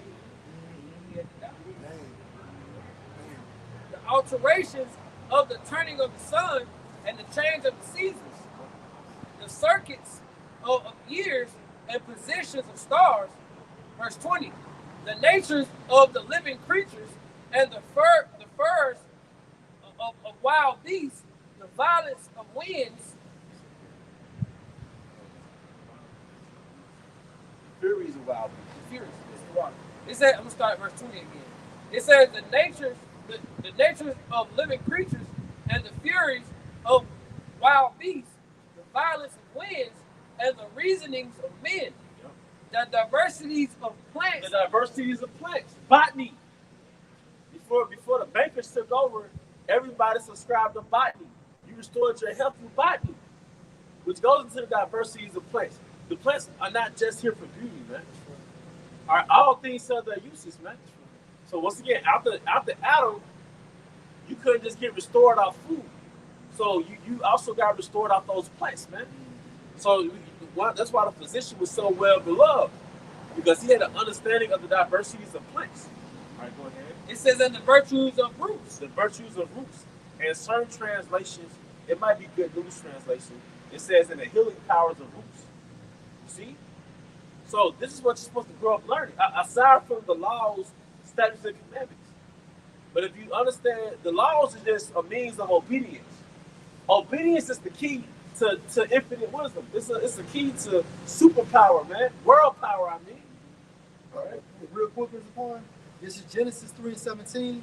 And unto Adam he said, because you have listened unto the voice of your wife and have eaten of the tree of which I commanded you, saying you shall not eat of it, curses are grown for your sake, and sorrow shall you eat of it all the days of your life. Because you're going to have to work for it, right? Into the land. That's right, bro. Verse 18. Thorns also and thistles shall it bring forth to you, and you shall eat the herb of the field. Yep. That's a beautiful point. Wow, man. Because prior to that disobedience, you didn't need no herbs, man. That's right, bro. That's the original fruit. Man, our original food, man. Healing. It was healing. Right. And I'm not trying to, I'm not making an effort to get all deep. But I've been thinking about Dr. Sabi, and he'll go into like the fruit. And I was just thinking, carbohydrates, our fruit, are basically carbohydrates, right? Well, I looked up carbohydrates. It's a combination of 3 different elements in the periodic table. Just bear with me. Carb, hydrogen, and oxygen. So most fruit in the wild, they have carbohydrates. Those are energy sources. Carbs, hydrogen, and oxygen. It was and that's what your body uses. But now Esau polluted carbohydrates. So the carbohydrates that he made, like the bread and the pasta and all that shit, it turns into glucose when you ingest it. And then that's what throws your insulin off. Because glucose is basically sugar, bro. So in Esau's world, carbohydrates through his food, it basically causes diabetes. And the higher your insulin is, that's when you start storing your body fat. Yep. You start getting the stomach. Yep. And the Because the body stores a certain amount of energy, assuming that you're going to burn it off within that day or the next day. right. But if you don't burn it off, your body says, well, let's just store it. Because your body is highly intelligent, created by Yahweh Bahasham Shai. But because you live in a sedentary kingdom, you never burn off the stored energy. You never burn off the fat. So, yep. Go ahead, bro. Now it's to make the situation even worse. You got Jake there eating real late at nighttime. Yeah. 12, like 12, 1 o'clock, or after hours like that. And they'll just sleep on it. Hamburgers. That's why the apostles always get into intermittent fasting, because in this kingdom, you want to have a good digestive window to actually burn that stuff off, man. Right. You know? It's the book of Psalm. Yes, I'm It's Psalm 103 and 2. It says, bless the Lord. What's the what? Bless the Lord, Yahweh Bahashim El my soul, and all that is within me. Bless his holy name.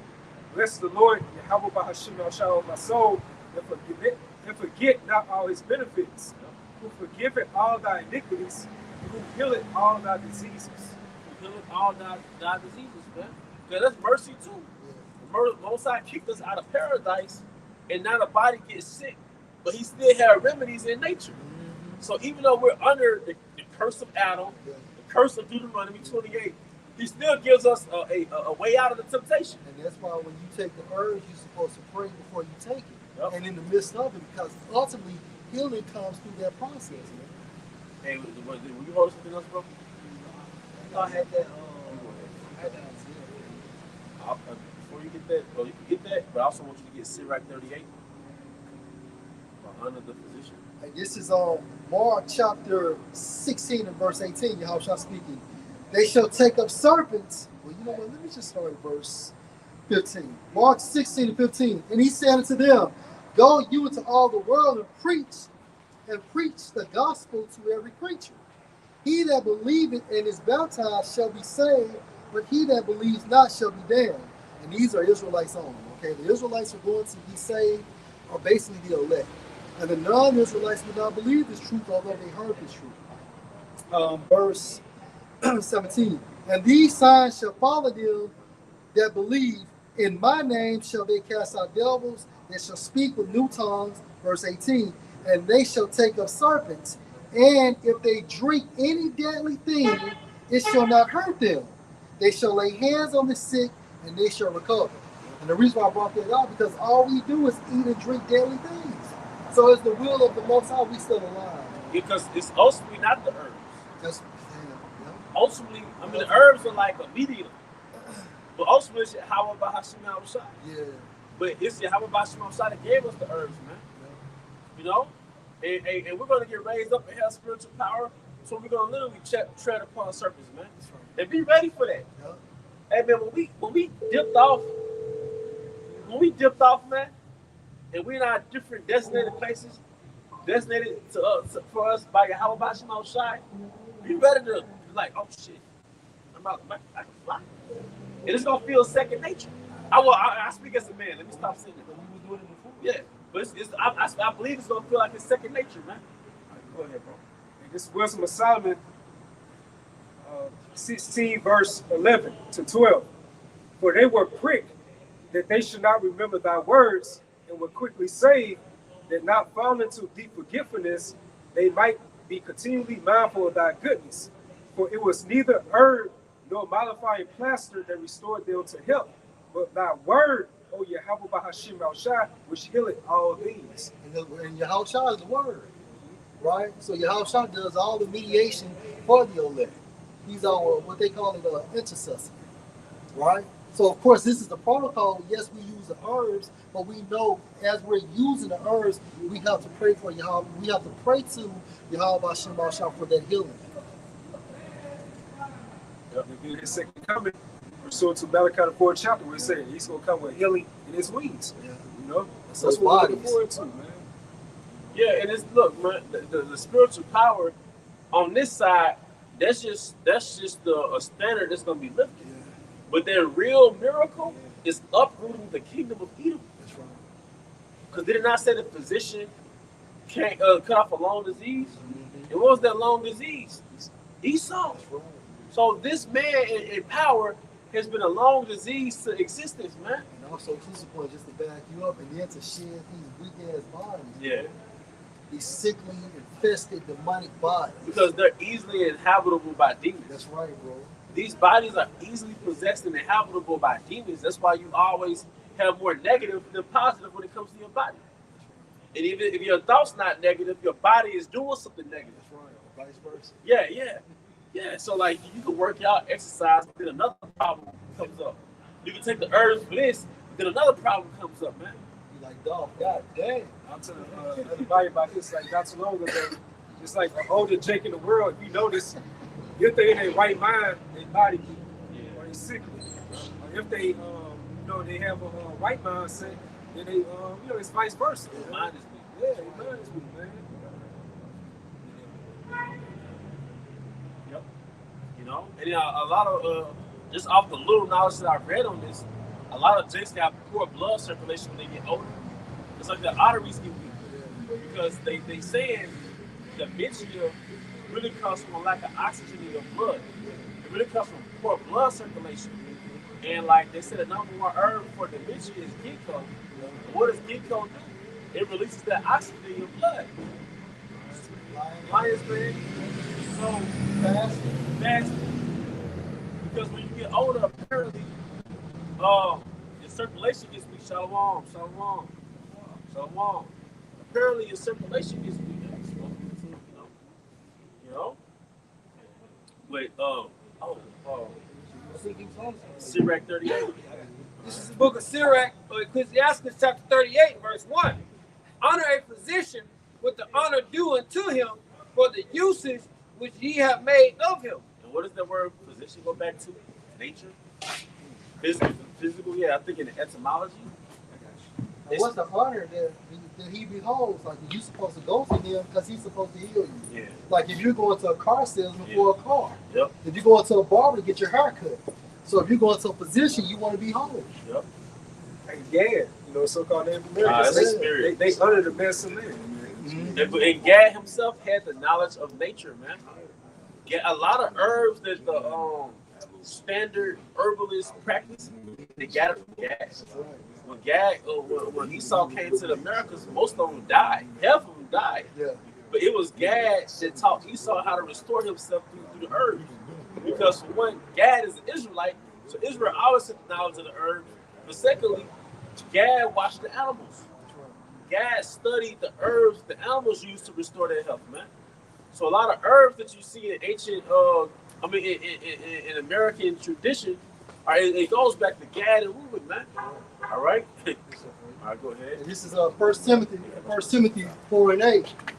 For bodily exercise profits little, but godliness is profitable unto all things, having promise of the life that now is and of that which is to come. And the reason why I brought that precept out, think about these old Jasons upon. We talk about this all the time.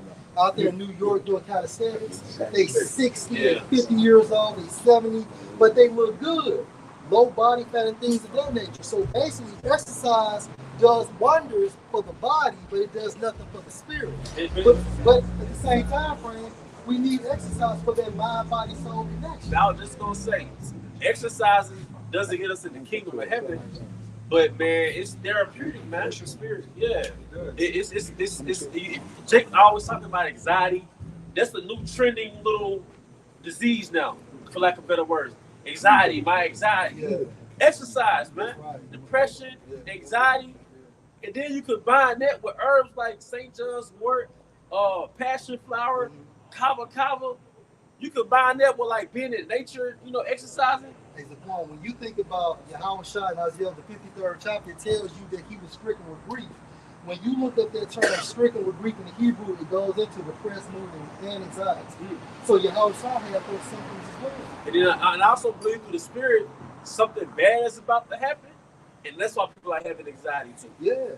I speak as a man, but something that global, we know through prophecy, it's going to be global atrocities about to happen, and I believe that's why people are always talking about anxiety now. But it's nothing but a spirit. When you think about emotions, there are nothing but spirits on you. Depressed mood, frustration, anxious behavior, all of that is nothing but spirits on you. That's why when these spirits get on you, you're supposed to rebuke them in the name of Yahweh Shem. Sickness. Yes, sir. It's like when you do a video, when you start prophesying, it's like them spirits leave you. Yeah. Well, Apostle DeBar said the only time you're good is when you're making a video. Because you're in deal or you're indulging in the truth. You know? It's a spiritual war. That's true, because every time you're doing your videos, you might be feeling fucked up. But at the moment you get into the spirit, you forget for a second. You know, or you're teaching, you know what I mean? The camp. I mean, it's all doing the work. You're doing the work. Apostle Tahar said, look, you're doing videos. You do your videos, you're doing the work. You know what I mean? You're doing the work. That's doing the work. It's just, because we teach it to the camera anyways. You know, to the congregation. Because they watching, you know, we got this, the unicorn. You know what I mean? We got the unicorn, man. The social media. Out here on the streets, them days are over. We ain't out here trying to fucking recruit folks from off the street no more. You know, like back in the days, you know, a crowd and Jake listening. Jake ain't listening, man. Or the elect. But we had a different mentality back then. But now, pretty much, if you have the elect, you're going to come in the truth. The days of, we used to be out there and you have a crowd and all phonies, all full of shit. That's right, brother. Oh, that's right. Teach. Praise. That's right. Where them niggas at now? You see what I mean? So now we pretty much teaching the camera. You know, we teaching the camera. So like we could be here on the street corner, or we could be in a park like this. We did that up top. Teaching, that's the camp. You know what I mean? Realistically, when y'all do your videos and stuff, that's the camp. Because y'all see the brothers, Wa Akwaf, sincere sisters, and like I said, for the sisters out there, the Akwaf, so you ain't got no business watching our videos anyway. Right? Well, it depends. Unless they got a husband. If they have a husband. That's what I mean.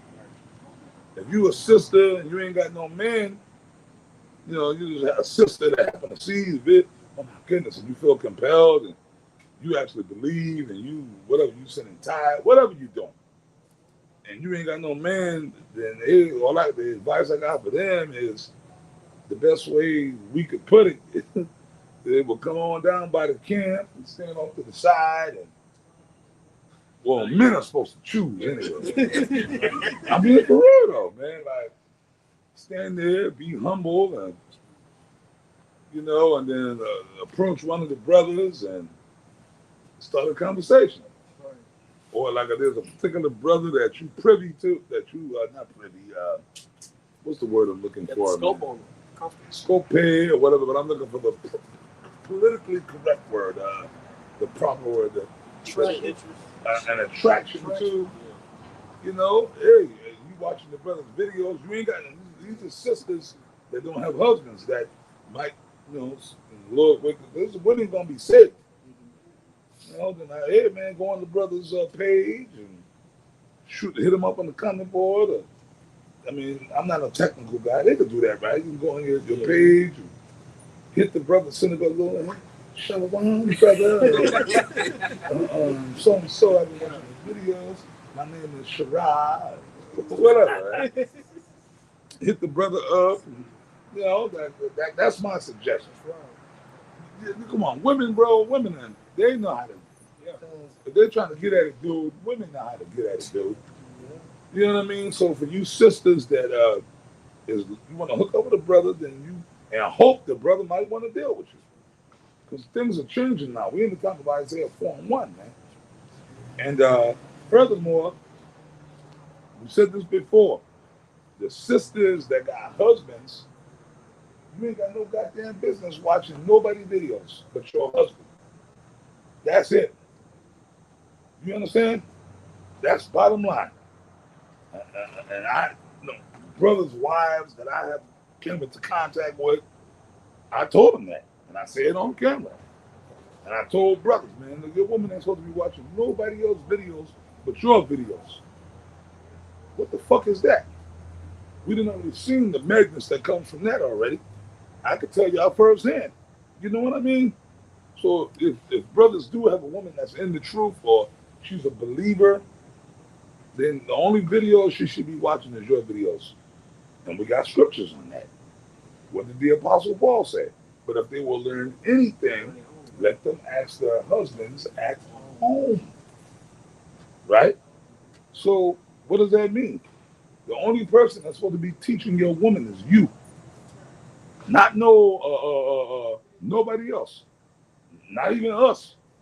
When it comes to you brothers and y'all Ayashas, man, I mean, you know, like I said, I've met brothers' wives and stuff like that. I'm like, hey, like, if anything, hey, shalom, sister. Shalom, hey, sister, shalom. Hey, man. You know, like small talk. Super small talk. You know, I might say a few things, but it's like, hey, sister, hey, shalom, shalom, sister, hey, how you doing? Hey, yeah, cool, great, yeah, man. Chicken was good. Man, it's nice, man. Yeah, the house, yeah, man, it's beautiful. I love the way you decorate that. You know, small talk bullshit. Shit like, hey, the house looks nice, sister. Yeah, yeah. Oh, the water, yeah, you cook the water, sister. Yeah, how you doing? And shit like that. And then really, that's just gonna be it. Hey, shalom, sister. When you're leaving, hey, man, Tawabala. Hey, man, the water sister for cooking. And, hey, man, may the Lord bless you. And one thing I might say, look, sister, I'm gonna tell you this. You know, stick with this. I'm trying to put her on. Like this brother right here, stick with this man. No matter what the demons take, stick with this brother. As far as teaching or giving any form of exhortation, that's gonna be it. I might say that to a sister, a brother's wife. But like, sister, all I can tell you is this: you in a beautiful spot right now. Meaning, these women don't realize that the men of the Lord, the servants of the Lord, they don't realize that what they got, man. You know what I mean? So I'll be like, sister, stick with this brother no matter what. Stay with this brother. Stay with him. Stay with this brother. You're going to be happy you did. You dig? What more could you say? And that's it. Right? Is that not good advice? I'm bigging up you know, the husband, the brother. Like, yo, man, you better stay with this brother, man. Sister, trust me. Stick with this brother. Fuck all the other bullshit. No matter what, stay with this brother. Y'all know when certain brothers have more than one woman, and that's cool. There's no, you know what I mean? 'Cause, you know, that'd be the main thing, man. That'd be the main thing. You know, that's my problem. Bun, you got something left? You looking for something? Yeah, I got something. Come on. Yeah, this is the book of Sirach 36, and starting at verse 22. The beauty of a woman cheereth the countenance, and a man loveth nothing better. If there be kindness, meekness, and comfort in her tongue, then is not her husband like other men. Yeah, you got an apostle. No, y'all got it. You break it down, Bun. It was your scripture. Yeah, God, I'll read it again. It said, if there be kindness, meekness, and comfort in her tongue, then is not her husband like other men. You know, because truth be told, you know what I'm saying, when a man getteth the wife or getteth the woman, you know, going into verse 24, it says he gaineth the possession. And then when a woman entreats you well, she reaps the benefits of it. Mm-hmm. When a woman rocks with you in this truth, she reaps all of the glory from Yahweh Shah and all that favor as well. You know, even through the good times, the bad times, the ups and the downs. You know, because ultimately what it's all about is like going back into it, says that is not her husband like other men. What does that mean? That means that he's different. And that's why we always go through the same thing. Like, man, something about you. You know, they can't always put their finger on it, but it's the spirit of the Lord. There's one too, and then it does wonders for the countenance too. Yeah. Because your countenance is your facial expression. So if your spirit is good, you're gonna have a cheerful countenance because she's doing what she's supposed to be doing. You know what I'm saying? And because if you catching hell, you're gonna be down and you're gonna have these bad and crazy thoughts. But if she's doing her part, you can move better. You know, but at the same time frame, the Most High give us our balance. But think about this: we just had the perfect woman in hell. This shouldn't be easy. You can go home and things of that nature, but the Most High has to give us that balance. Okay, this woman's gonna be fucked up because the more you in hell, the more you're begging for your house shot to return. Oh man. You know? If that made sense, man. No, that made perfect sense. That made perfect sense, man. Because me and young Elder Kazak there, we was talking about that earlier. We did a video. I don't know if I mentioned it in the video, but you know, brother, thoughts come in. You know how it be. Your brain sometimes frees up. Yeah, and I didn't get to really touch on that like I wanted to in the earlier lessons. But yeah, our women are gonna be fucked up. They're gonna be like that because of the fact that we're not in our kingdom. Look, I mean, I got a woman I'm dealing with. I know you brothers got women. Some of you, I mean, if you don't, I don't know your personal situations. I know, some brothers do, some brothers don't. A lot of brothers, I mean, we Jake, so Jake always gotta have a woman. You know what I mean? So I know most Jakes got a woman. You know what I'm saying? But I know certain brothers that don't have a woman. They just, like, they get some PY when they can, here and there, whatever. Some brothers are in a family situation, have a woman, whatever. And, we broke the laws of the Most High, Yahweh Shah. So, that's a part of the curses. We still serving that out right up until Yahweh Shah get here. So, with that being said, I'm laying back on what you were trying to articulate. Basically, our women gonna act up, man. They're gonna act up, but then we just gotta learn how to maneuver around that. You know what I mean? Like if I want to case in point, you got the cameras here, right? The stands. Excuse me. If I want to walk right up to that sign, I can't do it without knocking the cameras down, right? I gotta, and then I can get to the sign. You dig? I can get to the sign. So that's just what it is. Our women gonna act up. She could be cool, but they gonna act up. I mean, if you love the woman, but you just gotta weigh it out in the spirit of Yahweh Shah. Okay, sometimes you gotta know when it's time to call it quits. Like if the bitch is way too toxic, then you gotta know when to walk away. But all these women are toxic because it's society, man. It's Babylon. So it's like, hey, man, okay, she got demons on her, but she's an asset. If a woman is an asset to you, and she's something cool. What's that scripture? If you be pleased to dwell with her, Apostle Paul said it, right? But know that you shall have tribulation in the flesh. That's in the scriptures. Everything go back to the scriptures, man. We live according to the scriptures. So that's that. So basically, that's what it is.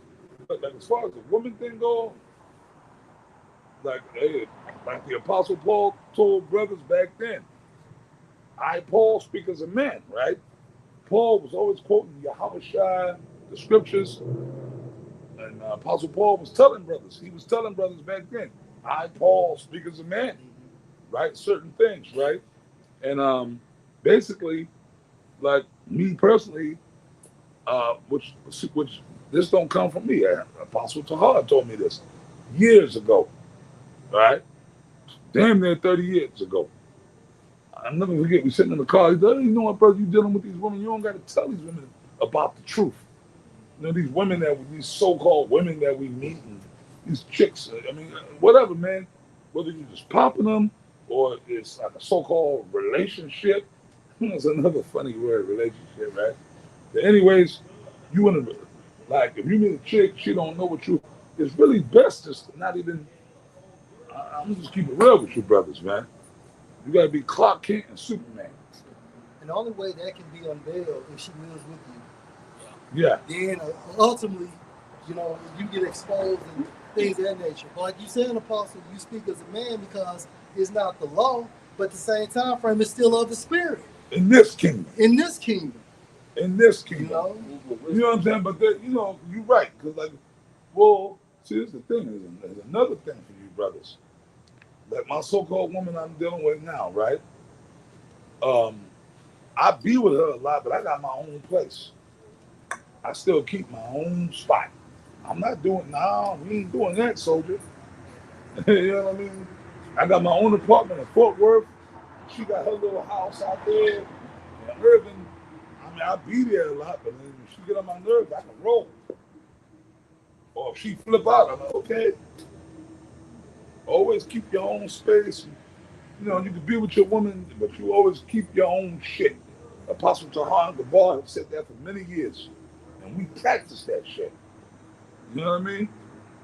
And remember Barry White said, what, practice what you preach. Right? Barry White said, told you that. So, hey, man, I'm just telling you. But the real talk, because you gotta remain a man of mystery. When you tell a woman what you're all about, especially this truth, they'll use it against you. The elder, not just about South Carolina, he been doing videos, right? And them videos make you mad. He been playing videos. Y'all been watching, right? I watched like 2 different ones he did. And it was some stupid airhead bitch. She compared, I don't know if she's Northern Kingdom or Southern Kingdom. She probably a bugged out Eve, whatever, but she looked like she could be, you can't really tell, she looked mixed up. She looked like Eve, but you know the video I'm talking about, right? Where he dropped yesterday. Yeah, she looked like, she could pass for like a light skin or like a whatever. And you can see it in the bitch eyes and she's talking, she's bugged the fuck out. But them demons be working through these women.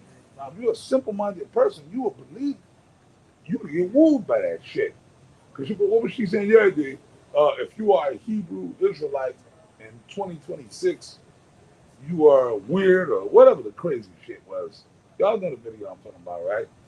If you are a Hebrew Israelite in 2026, you are toxic or you are weird or something like basically you crazy, whatever. I forget the full thing. And he played the full thing. And it's real exhausting to get to her part of the video. And the brother played that. I got a little mad. Like, fuck this brother. So this brother, man, I kind of wanted to cut. Look, brother, why you play that whole damn thing? But then as he went into his thing, when he started talking, because I'm like, it's exhausting to get through the video. Listening to this stupid airhead, dildo head bitch. And then as you're looking, when she went through her whole stuff, and that, you know, when they're rolling it, you know they got demons on them. The Hebrew Israelite, and she called herself quoting scriptures and trying to debunk us, right? And then when my man Elder Menendez Zakbai, when he started talking, he started bringing out the scriptures, right? He tore our whole shit apart, right? And then he said, you know what it is, man? You know what it is, man? You know, he got that brother talk. This bitch, and when he said it, I said, oh shit. Because I was thinking the same thing. I said, I know what happened. In my mind, I was saying it, but then on the video, he said it. He said, this bitch right here, she she probably was dealing with a brother in the truth. And the brother probably, the shit, the relationship or whatever didn't work out. Maybe the brother cut her off or whatever. Like, she sounded like a slighted or scorned. Like maybe she was dealing with some brother. It could have been a brother in GMS It could have been one of them dudes, one of them other. She was dealing with some Israelite dude who was in one of these camps or whatever, and shit went south. So she asked her, she bugged her. So now, see, the Hebrew Israelites. So now they want to become scoffers. That's what it is. Y'all dig? For real. Bro, 'cause some of these women that we have dealt with, and they found out about the truth. You got something? You got something, bud? I'm not, I'm not reading for you. They found out about the truth, and then let's say y'all break up, they'll come, like if they really butt hurt, they'll come and try to scoff the truth. Oh, I got to tell you, brothers, this. Earlier today, and some of y'all might have seen the video. I was watching the Apostle earlier today. I was sitting at the brother crib, and I was watching the Apostle Tahar, but I know it's a recent video. I don't know when the Apostle Tahar put it up. I watched the whole video, and fire, man. Apostle Tahar put a video up, and I mean, he was touching on a lot of different points, right? But he said, yeah, man. He said, pretty much, if we in that time, when the missiles come, all you niggas that fill out the truth, you're going to be backstroking in them, that fire from the missiles. And then he said, Apostle Tahar, I didn't say it. Apostle Tahar said, look, you women that was in the truth and left, y'all going to be doing the backstroke in the fire from those missiles. Apostle Tahar. So see, these women, all these women, you got to realize, bro, no, they culpable too. It's not just men. These women, man, these women are not exempt from judgment. Because you're a woman. How about you? How about I don't care? Because you got a pussy. I say this. Go ahead, brother. He didn't care about Lot's wife. Come on. She was a righteous man's wife. Can I say something for you? Yeah, when you think about Daniel, the 12th chapter, talks about sin going to be in everlasting contempt. We know this talking about the guys that fell off, but a lot of that that's going to be in that sect is women that love us too, man. They're going to feel extremely. That makes sense. Oh, The yeah. 2/3 mainly consists of women. Women, right. You know what I'm saying? Right. There's more women on the planet than men. That's right. Well, I got a scripture for y'all. Y'all can read it and y'all can break it down if you want to. It's a scripture. I'm going to give it back to y'all, man. I just had to, Ezekiel 9:4. I was going to get it. Let's go. The Lord don't care. Yahweh Shemai don't care because you got a pussy. Okay? I'm a woman. I'm a woman. Don't use vulgar language in front of women. You know what I mean? I know y'all have all heard that before, especially in the South. We all from the South. Hey, man. Like about you somewhere, fuck. Hey. Bro. Hey, man. Don't be talking that way, man. There's women in here. There's women. No, not women. There's women's in here. There's women's in here. Are you fucking serious? Can I tell you something? Sure. All the cuss words I know, I learned from my mama. Okay? Real talk. All the cuss words I learned from listening to my damn mama. Give me a fucking break. Don't be cussing. There's women around. There's women. Them even coming to America. Remember that song Randy Watson was singing. Y'all remember that scene? Them three niggas, Eddie and they played. They playing different roles. You remember the scene? Teach them women, let them lead the way. Show them all the beauty. Randy Watson was singing, and the three niggas, the barbers, they're sitting there. The Eddie and they started. Them three niggas started cussing each other. The old niggas, the old barber niggas, and then they got into it. They was the fuck. And then one of them niggas said, calm down. It's women's in here. And even Eddie, the old nigga, Eddie was like, I don't give a fuck.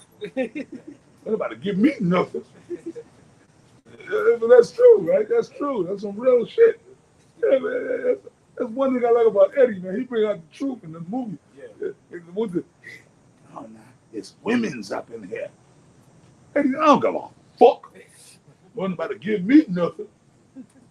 Like you say, I don't give a fuck. Women. There's women's in here. See, but that's that whole thing of America. Because you got that slit you were exempt from judgment. Well, when the flood came, oh, did women die in the flood? That's right. Yeah. Yes, sir. No, oh no, the Lord was like, oh, nah. Well, look, Noah, you got to try to get all the women up in the ark too, right? The women are expendable, man. Men are not expendable. Women are expendable. You men are valuable. Why? Because you carry the seed. Women can't bring back a nation. The Lord, there's plenty of women. You dig? I mean, don't get me wrong. I'm not saying, I'm not advocating in this circle right here of ours for brothers to go and treat your woman like shit. Your woman. That's what I'm talking about. Your woman. I'm not advocating for you. Like, y'all to go home tonight. Fuck you, bitch. You know what I'm saying? I know you don't do that. You do that, you got demons on you. You know what I mean? You be cool. If your woman is cool with you, you be cool with her. You dig? That's it. If she cool with you, you be cool with her, man. If you happy with your woman, then deal with your woman. Because really, right now is not the time to be on the dating scene. You dig?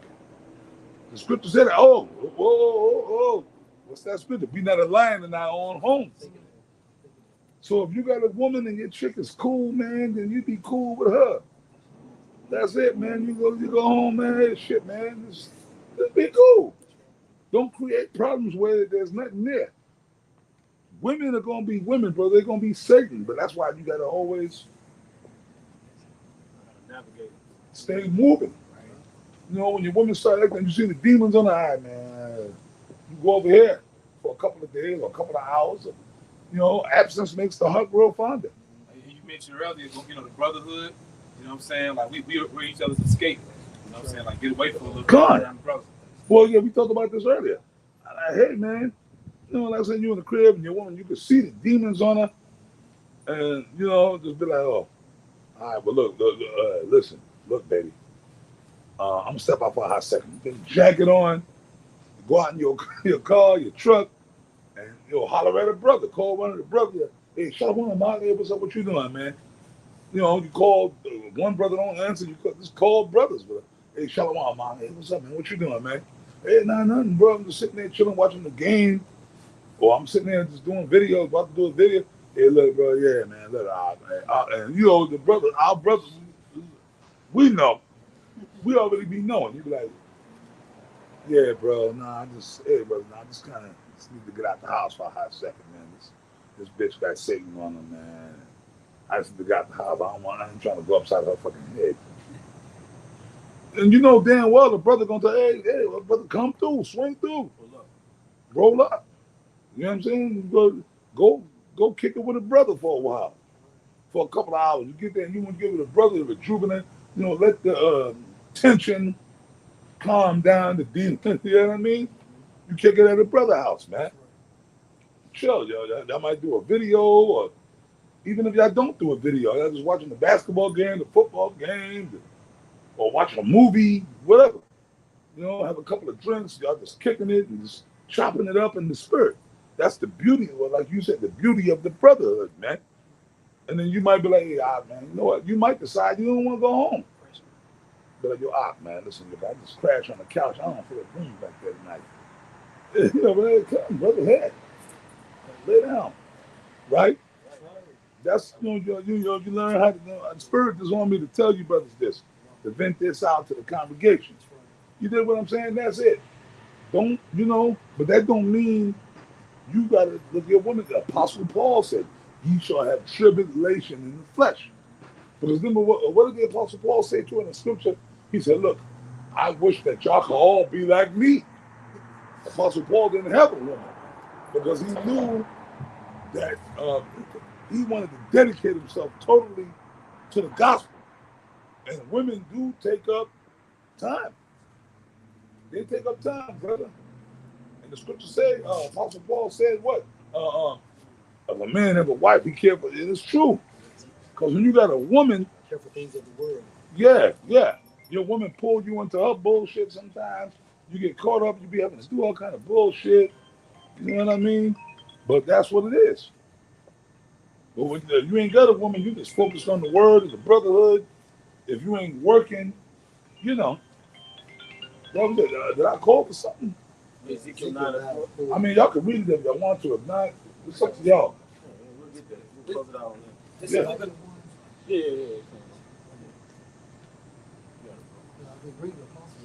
this is the book of Ezekiel chapter 9 and verse 4.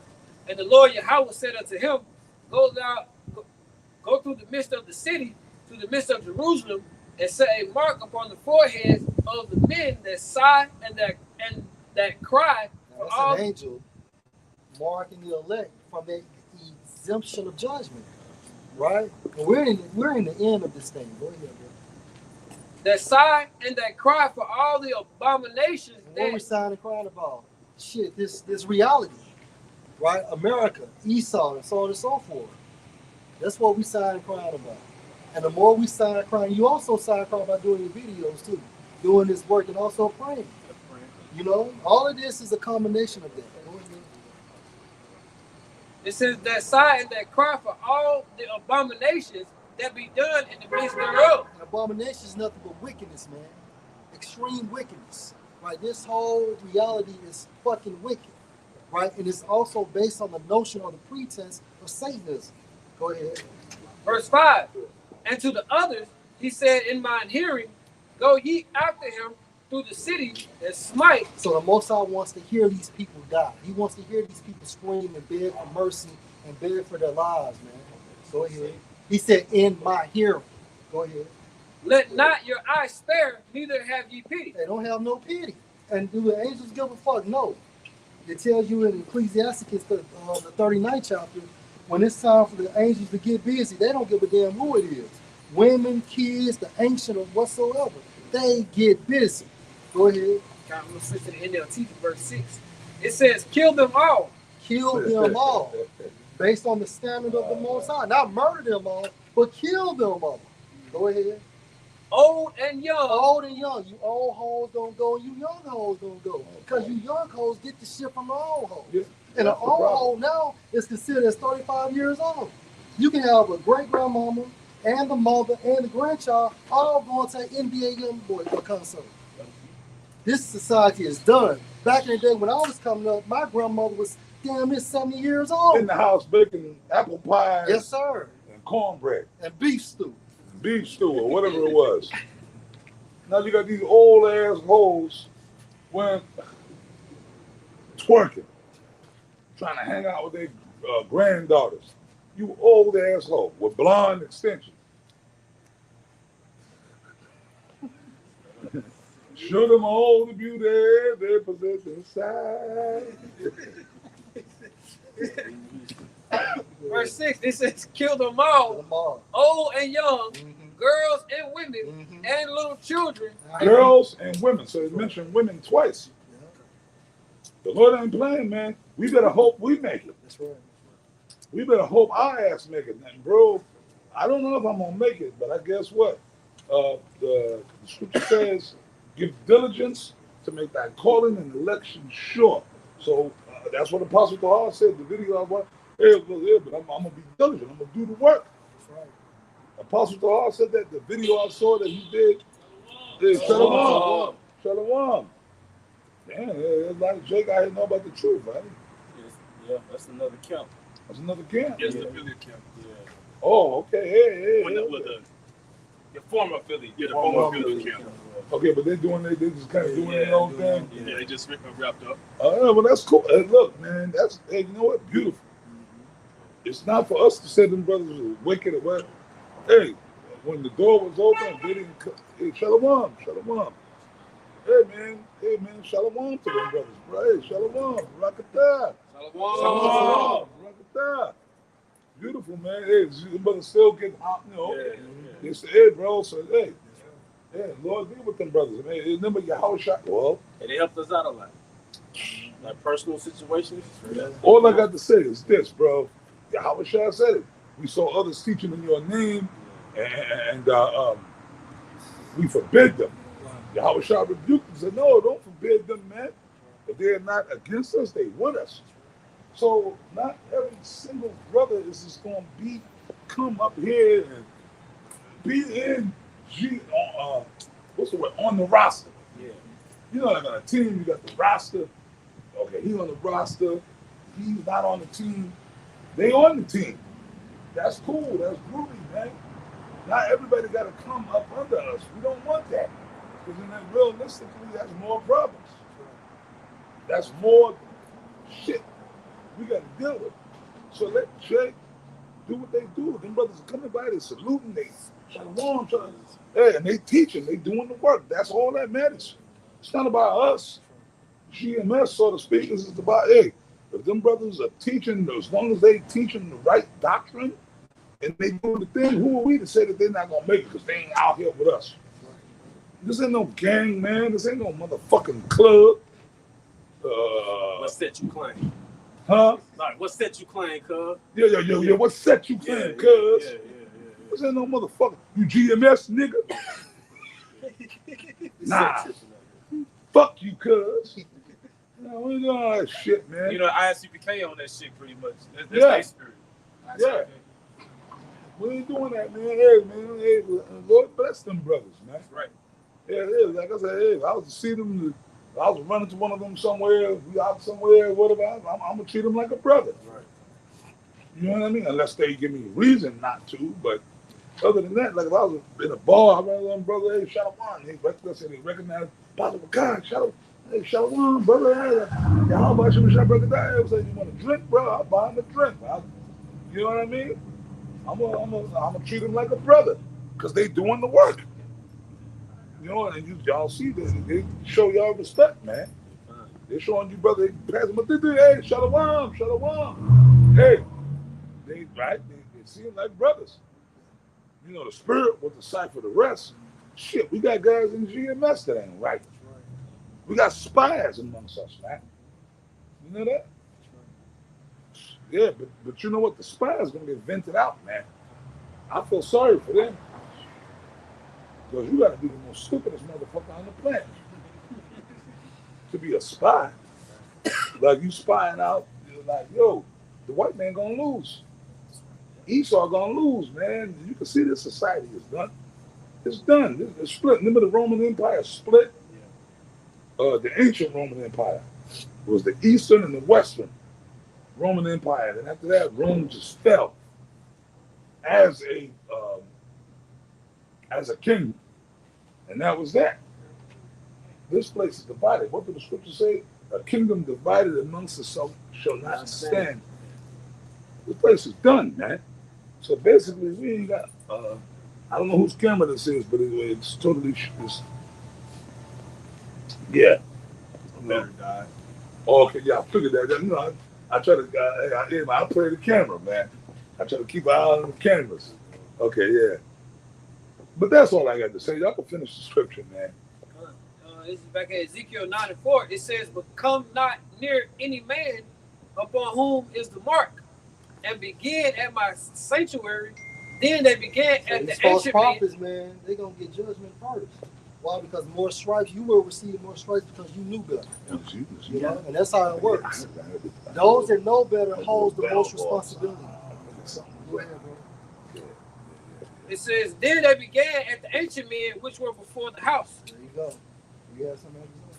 Oh, well, no, y'all know you got to break that part down, bro. Go ahead, You can't just ride over there. Y'all got to break that down. It says, Go ahead, bro.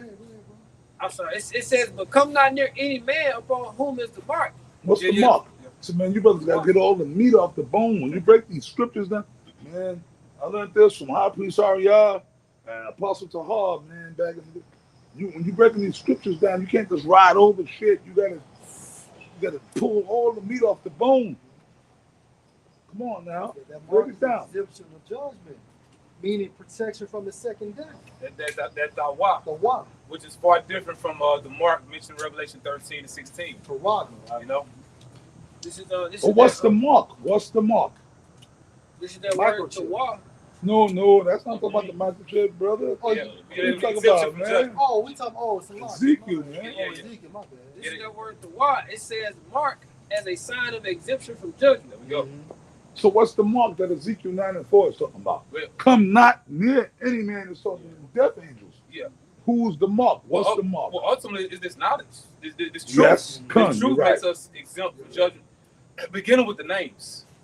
You know, beginning with the That's names. what I really wanted to hear. Yeah, because Revelation 7, Yeah.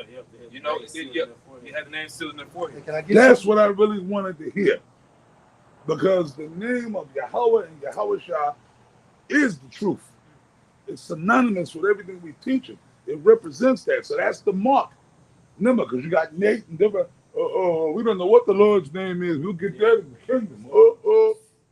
You know what I mean? These wicked niggas, right? Right.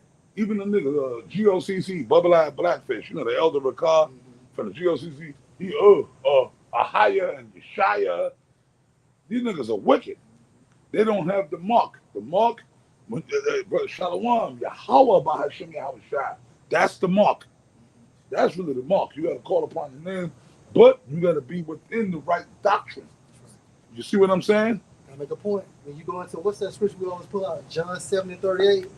Out of his mind shall flow rivers of living water. When you go into that term living, it goes into Zio, and the definition for Zio is those that are worthy of the names. Come, worthy. You got to be found worthy. Worthy of the names. And I want you to finish on that Ezekiel. And it said, and begin at my sanctuary, and that I begin at the ancient man, which is before the house. Break that down thoroughly. Can somebody break that down thoroughly? I mean, I can do it, but I want y'all to do it. I want to see if y'all It says, got it, man. and begin at my sanctuary. Then they began at the ancient men. Stop. What's the sanctuary of the Lord? Boys in the circumcision. The Israelites that in the truth. Israelites that are in the truth. That's right here. We are in the sanctuary of the Lord. You dig, brothers? We were talking about that earlier because these niggas out here in the world, these two, like, hey man, they're dangerous. They're dangerous. Yeah. But amongst the brotherhood, you feel safe. So when that judgment comes, before Pookie and Ray Ray get it, hey, the Lord gonna start amongst us, man. So-called brothers that know that they're Israelites, that claim to be men of the Lord. You see? Right? People like Nate, people like General Yohana, all the niggas y'all know. Oh, Genesis, you know, the dildo crew. Y'all know about that, right? Niggas sucking all that bull. Hey, Shalom. Got you, Apostle. Niggas sucking all that motherfucking bullshit. Niggas sucking all that motherfucking bullshit. You a high priest and you were this, but you like that funny business. And then your own women are coming on putting you on blast. Oh my God. Right? The females, your sisters, your wives are putting you on blast. Dudes like that, they don't get the judgment first, man. I'm telling y'all, this is not a fucking game, man. This is not. A lot of dudes think this shit's a fucking game. This ain't no game, man. This is serious fucking business, man. You understand? This is serious fucking business, man. You know, and dudes better start taking it serious, man. The Lord ain't playing, man. We don't even know if we're gonna make it, man. But like, hey, man, we trying. We trying. So take this. Don't play with this, man. See, it's okay, right? All the dudes that scoffed against us and did all that shit and talked all that bullshit, right? Talked all that bullshit about Apostle Tahar, right? Scoffed. He's just an old nigga. Him and Apostle Tahar, just two old niggas sitting on the couch in New York. They need to retire, right? Remember that? Y'all remember that? They need to retire. We the guys, make way for us, okay? Y'all got it. And you know what? We gave it to them. Y'all got it, bro. All right. We just kept doing what we didn't stop. We just kept doing what you brothers as well. We just, all of us, collectively. What did we do? I mean, we'll curse them niggas out, 'cause that's what we do. But what? We just kept doing the work. You remember Bun, right? What we do? We just kept, okay, cool. And we just kept going. All right, bro, come. Shalom, y'all got it. And what they do? They fell on their sword, man. They fell on their sword, man. You got exposed. You see what I mean? There's a thing called respect. You dig? There's a thing called respect. And all the dudes that vary from that, they all fall on their face, man. You dig? Yeah, High Priest Ariel, man. High Priest Ariel, we told y'all. Yeah, High Priest Ariel, he went off. He went off. But guess what? We still love and respect High Priest Ariel. That son y'all got right there, we wouldn't have that if it wasn't for High Priest Ariel. How would you know what tribe? I'm Reuben, I'm Gad, I'm Judah. You wouldn't know that. It was the spirit of Yahweh Shai got on High Priest Ariel to put that together, man. You know what I mean? So how the fuck could I ever come against High Priest Ariel, man? You know what I mean? So the Lord, see, certain things are above certain dudes' pay grade, man. And that's another thing, Jake. Certain things are above your pay grade. So you gotta realize when certain things are above your pay grade. You know what I mean? High Priest Ariel, the Lord, but see, if you understand the scriptures, you understand why that went down. You know, that's deep shit. You know. But y'all understand what I'm trying to say to y'all? But the reason I wanted him to read Ezekiel, I told y'all to break it down, but the spirit is on me to go into it so y'all can get it. The Lord said, begin in my sanctuary and begin at the ancient men. So the ancient men represents dudes that know the truth, that's going off and being wicked as hell. You understand? That you got something, brother? Well, I got the Strong's Concordance. Come on, please. Go look a shot. That's the Strong's GH2205 Zaquan. The word ancient goes back to Zaquan. So one of the definitions goes to old, but then it says elders of those having authority. You know, of those, because you went into the sanctuary, which is basically those who are circumcised, those who know. But then it says that an ancient, so it's the leaders, starting at the leaders. Nate. Yeah, Nate. Yeah. This one gets judged first. Sakari. Yeah. Hey, Genesis. did he not call him? He deemed himself a chief high priest. Yeah, he did. The only other man since I've been around that ever held that title was High Priest Ariel. High Priest Ariel and High Priest Yaquah. Those are the only two men that we've ever acknowledged, the chief high priest. Okay? This little punk gonna call himself a chief high priest because he's a Levite. And then he had that all fucked up. The Levites. Look, the Lord did away with that. Remember the time of Moses and Aaron, yeah, the Levites were but the Yahweh Shai changed all that. And that was the reason Yahweh Shai was crucified on earth, because them niggas couldn't accept the fact that Yahweh Shai was a Judite. So their whole thing was, who this nigga?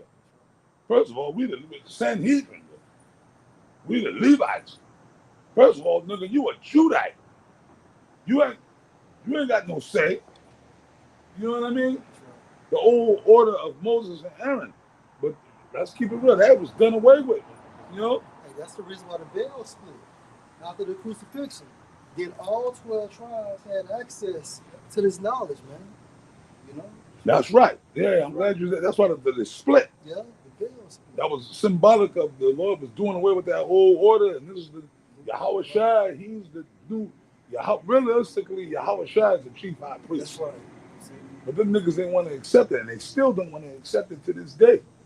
You understand, brother? Hey, the body dies, the spirit never dies. Things change. The Lord shuffles things around. We was all back there, all these wicked. We were all, it's us back here playing out the same role. That's why I said I wanted to learn how to play chess. Because I don't know how to play chess, but I want to learn. I can play the hell out of some checkers, but I can't play chess. But chess, basically, all of us here, we're just pawns in the chess game. And the Heavenly Father, Yahweh Shai is they're the chess masters. It's all one big game of chess. Okay? You dig? I mean, that's real talk. See? The Lord do what he want to do when he want to do it and how he want to do it. Y'all understand that, right? So all we can do, brothers, is pray to Yahweh Shem Yahweh Shai. Just keep praying. Keep your medicine strong. Keep your medicine strong. Pray to the Lord all the time, every day. When you wake up in the morning, pray, just pray to the Lord that you be found worthy, man. You dig? That's all the Spirit of the Lord. You know, that's it, man. That's all I got to say. Well, look, we're gonna ready to close it out. Yeah, something you like to hold us. Yeah. I got two real quick. This is Hebrews 3:1. Wherefore, holy brethren, partakers of the heavenly calling, consider the apostle and high priest of our profession, Mashiach Yahushua. So Yahushua is the high priest. Why do we know that? Because he's right next to the Most High. He sits in the Holy of Holies. That's right. So Yahushua is that high priest. He actually died for Israel. That's right. I mean, you know, as great as Aaron was, and you know, and that you know, that lineage of high priest that would come from him, none of them died for Israel. That's like, right. you know, you go into the ephod and you got the 12 tribes, you know, the Lord actually bore us on his chest. He literally took the hit for the whole nation, man. Wow. So, you know, all 12 tribes. Like the ephod. Yeah. And see, that was foreshadowed in the Old Testament. When King David ate up the showbread. That was foreshadowed what all 12 tribes be partaking. Kings, you know. I'm high priest. I got one more. This is for Sakari. Ecclesiasticus 11:20. Be steadfast in your covenant. So when you come into this truth, you make an oath to Yahweh Shem Shai. And be conversant. Conversant means what? To be occupied in it. Hey, therein and wax old in your work. So we supposed to die in this thing. Not retired. Right. Oh, y'all old now. Y'all got to retire. And we on active duty until Yahweh Shai comes There's back. no retirement. There's no retirement.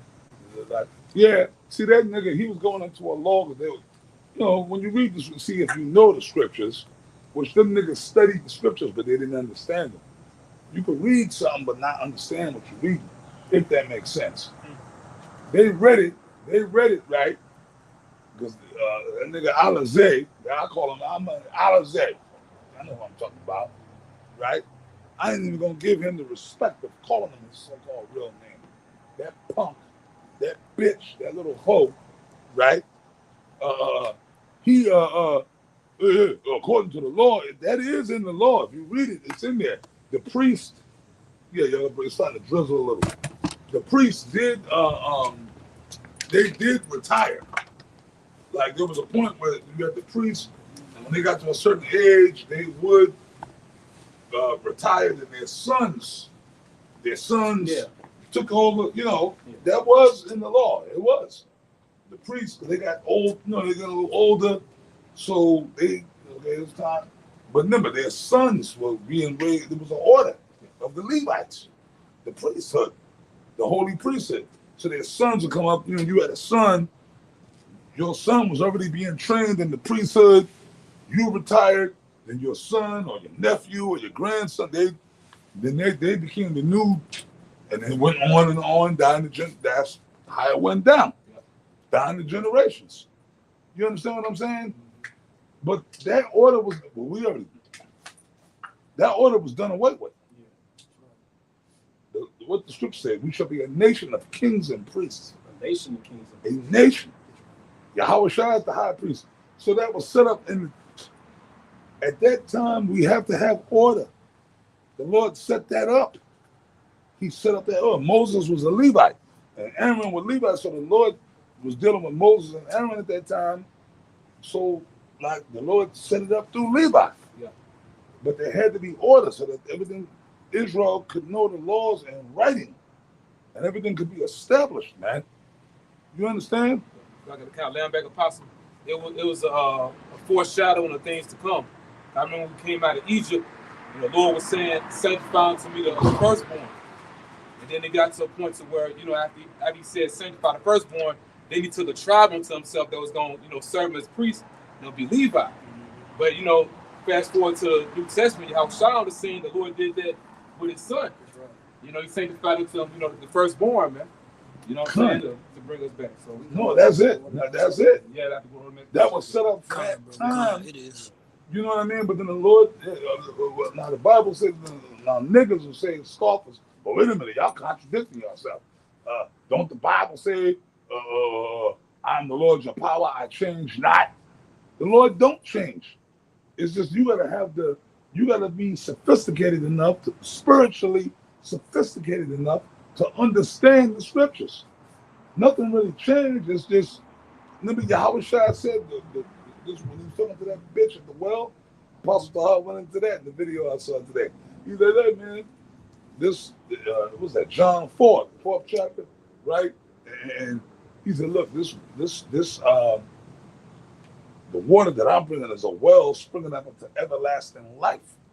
A well. Water flows. Even Bruce Lee said that. But water can flow or it can crash. Be water, my friend. Water is ever moving.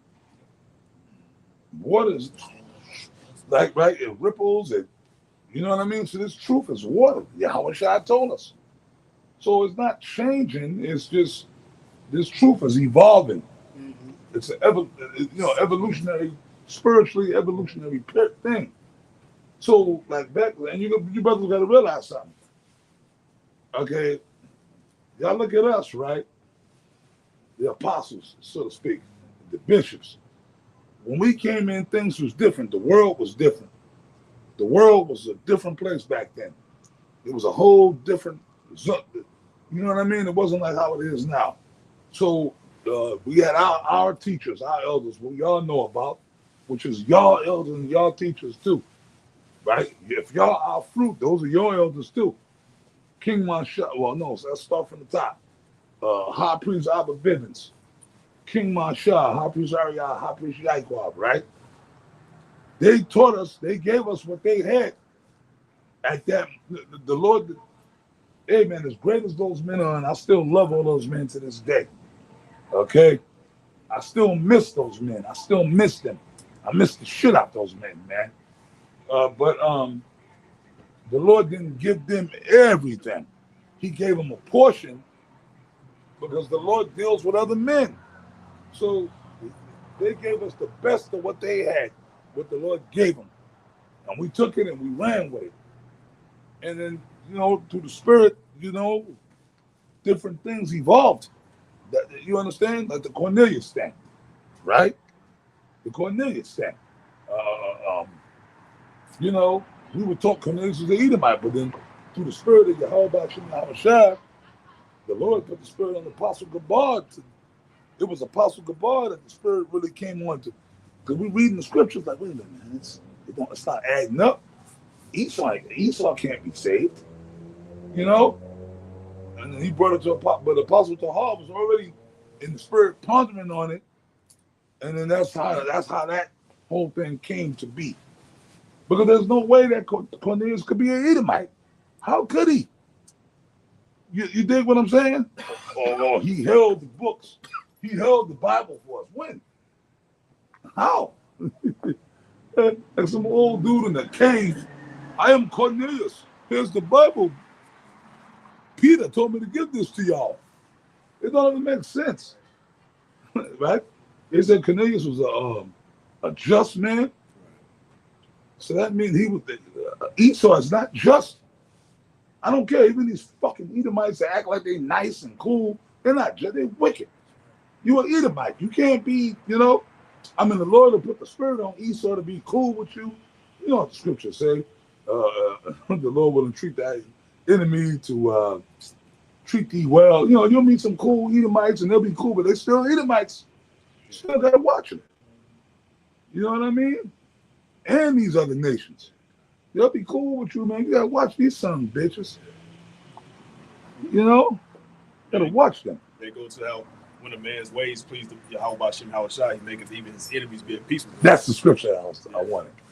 That's it. So you brothers, you don't got to be walking around railing on Edomites. We did that already. That's what I'm saying. You got to come to a level in your mind. You brothers got to use high wisdom. We got to be chameleons in this motherfucker. Just going back what you said earlier, we got to learn how to be more elusive. Con. Con. You brothers, man, look, man, I'm telling this to the young brothers in the camp. Esau's the devil. Yes, he is. Esau's not going to be saved. Don't listen to Genesis. Don't listen to them. Don't. Okay, look, man. But yo, you walk around. Don't be like these stupid niggas in the world. You don't walk around just cursing white people out. Nah, dude. You walk around, man. You tip. I tip my head. How you doing, sir? Yes, sir. How you doing? I'll smile. I'll sit there, have a drink with an Edomite. I'll be cool with him because you never know. The Lord could use that Edomite to help you. And it's happened. I'm talking from experience. Y'all don't gotta walk around and be like, "Fuck you, cracker! You fucking cracker!" That's not wisdom, man. That's just a belligerent, stupid, low IQ, low vibrational nigga. Yeah, well, you speak about that earlier too, like the nigga want to be in that spirit. Your Eve. All the Yeah, way, like, all the way, all the way. But y'all got it. Yeah. I didn't talk to Mel. It's a spirit. You know, we needed it. We're gonna, we're gonna close it out. Go on, man. Go on, Elder. All right. Well, look, we're gonna face the east, and with that, we hope brothers and sisters were edified. Once again, we want to give our honor and glory to Yahweh Ba'ashem Yahushua Ba'ashem Kadosh. We want to give double honors to our elder apostles and elder bishops, great millstone we well. Peace and blessings up abundance to the house of David the elect. Baba, Shalom. Yeah, man. I watch you brothers on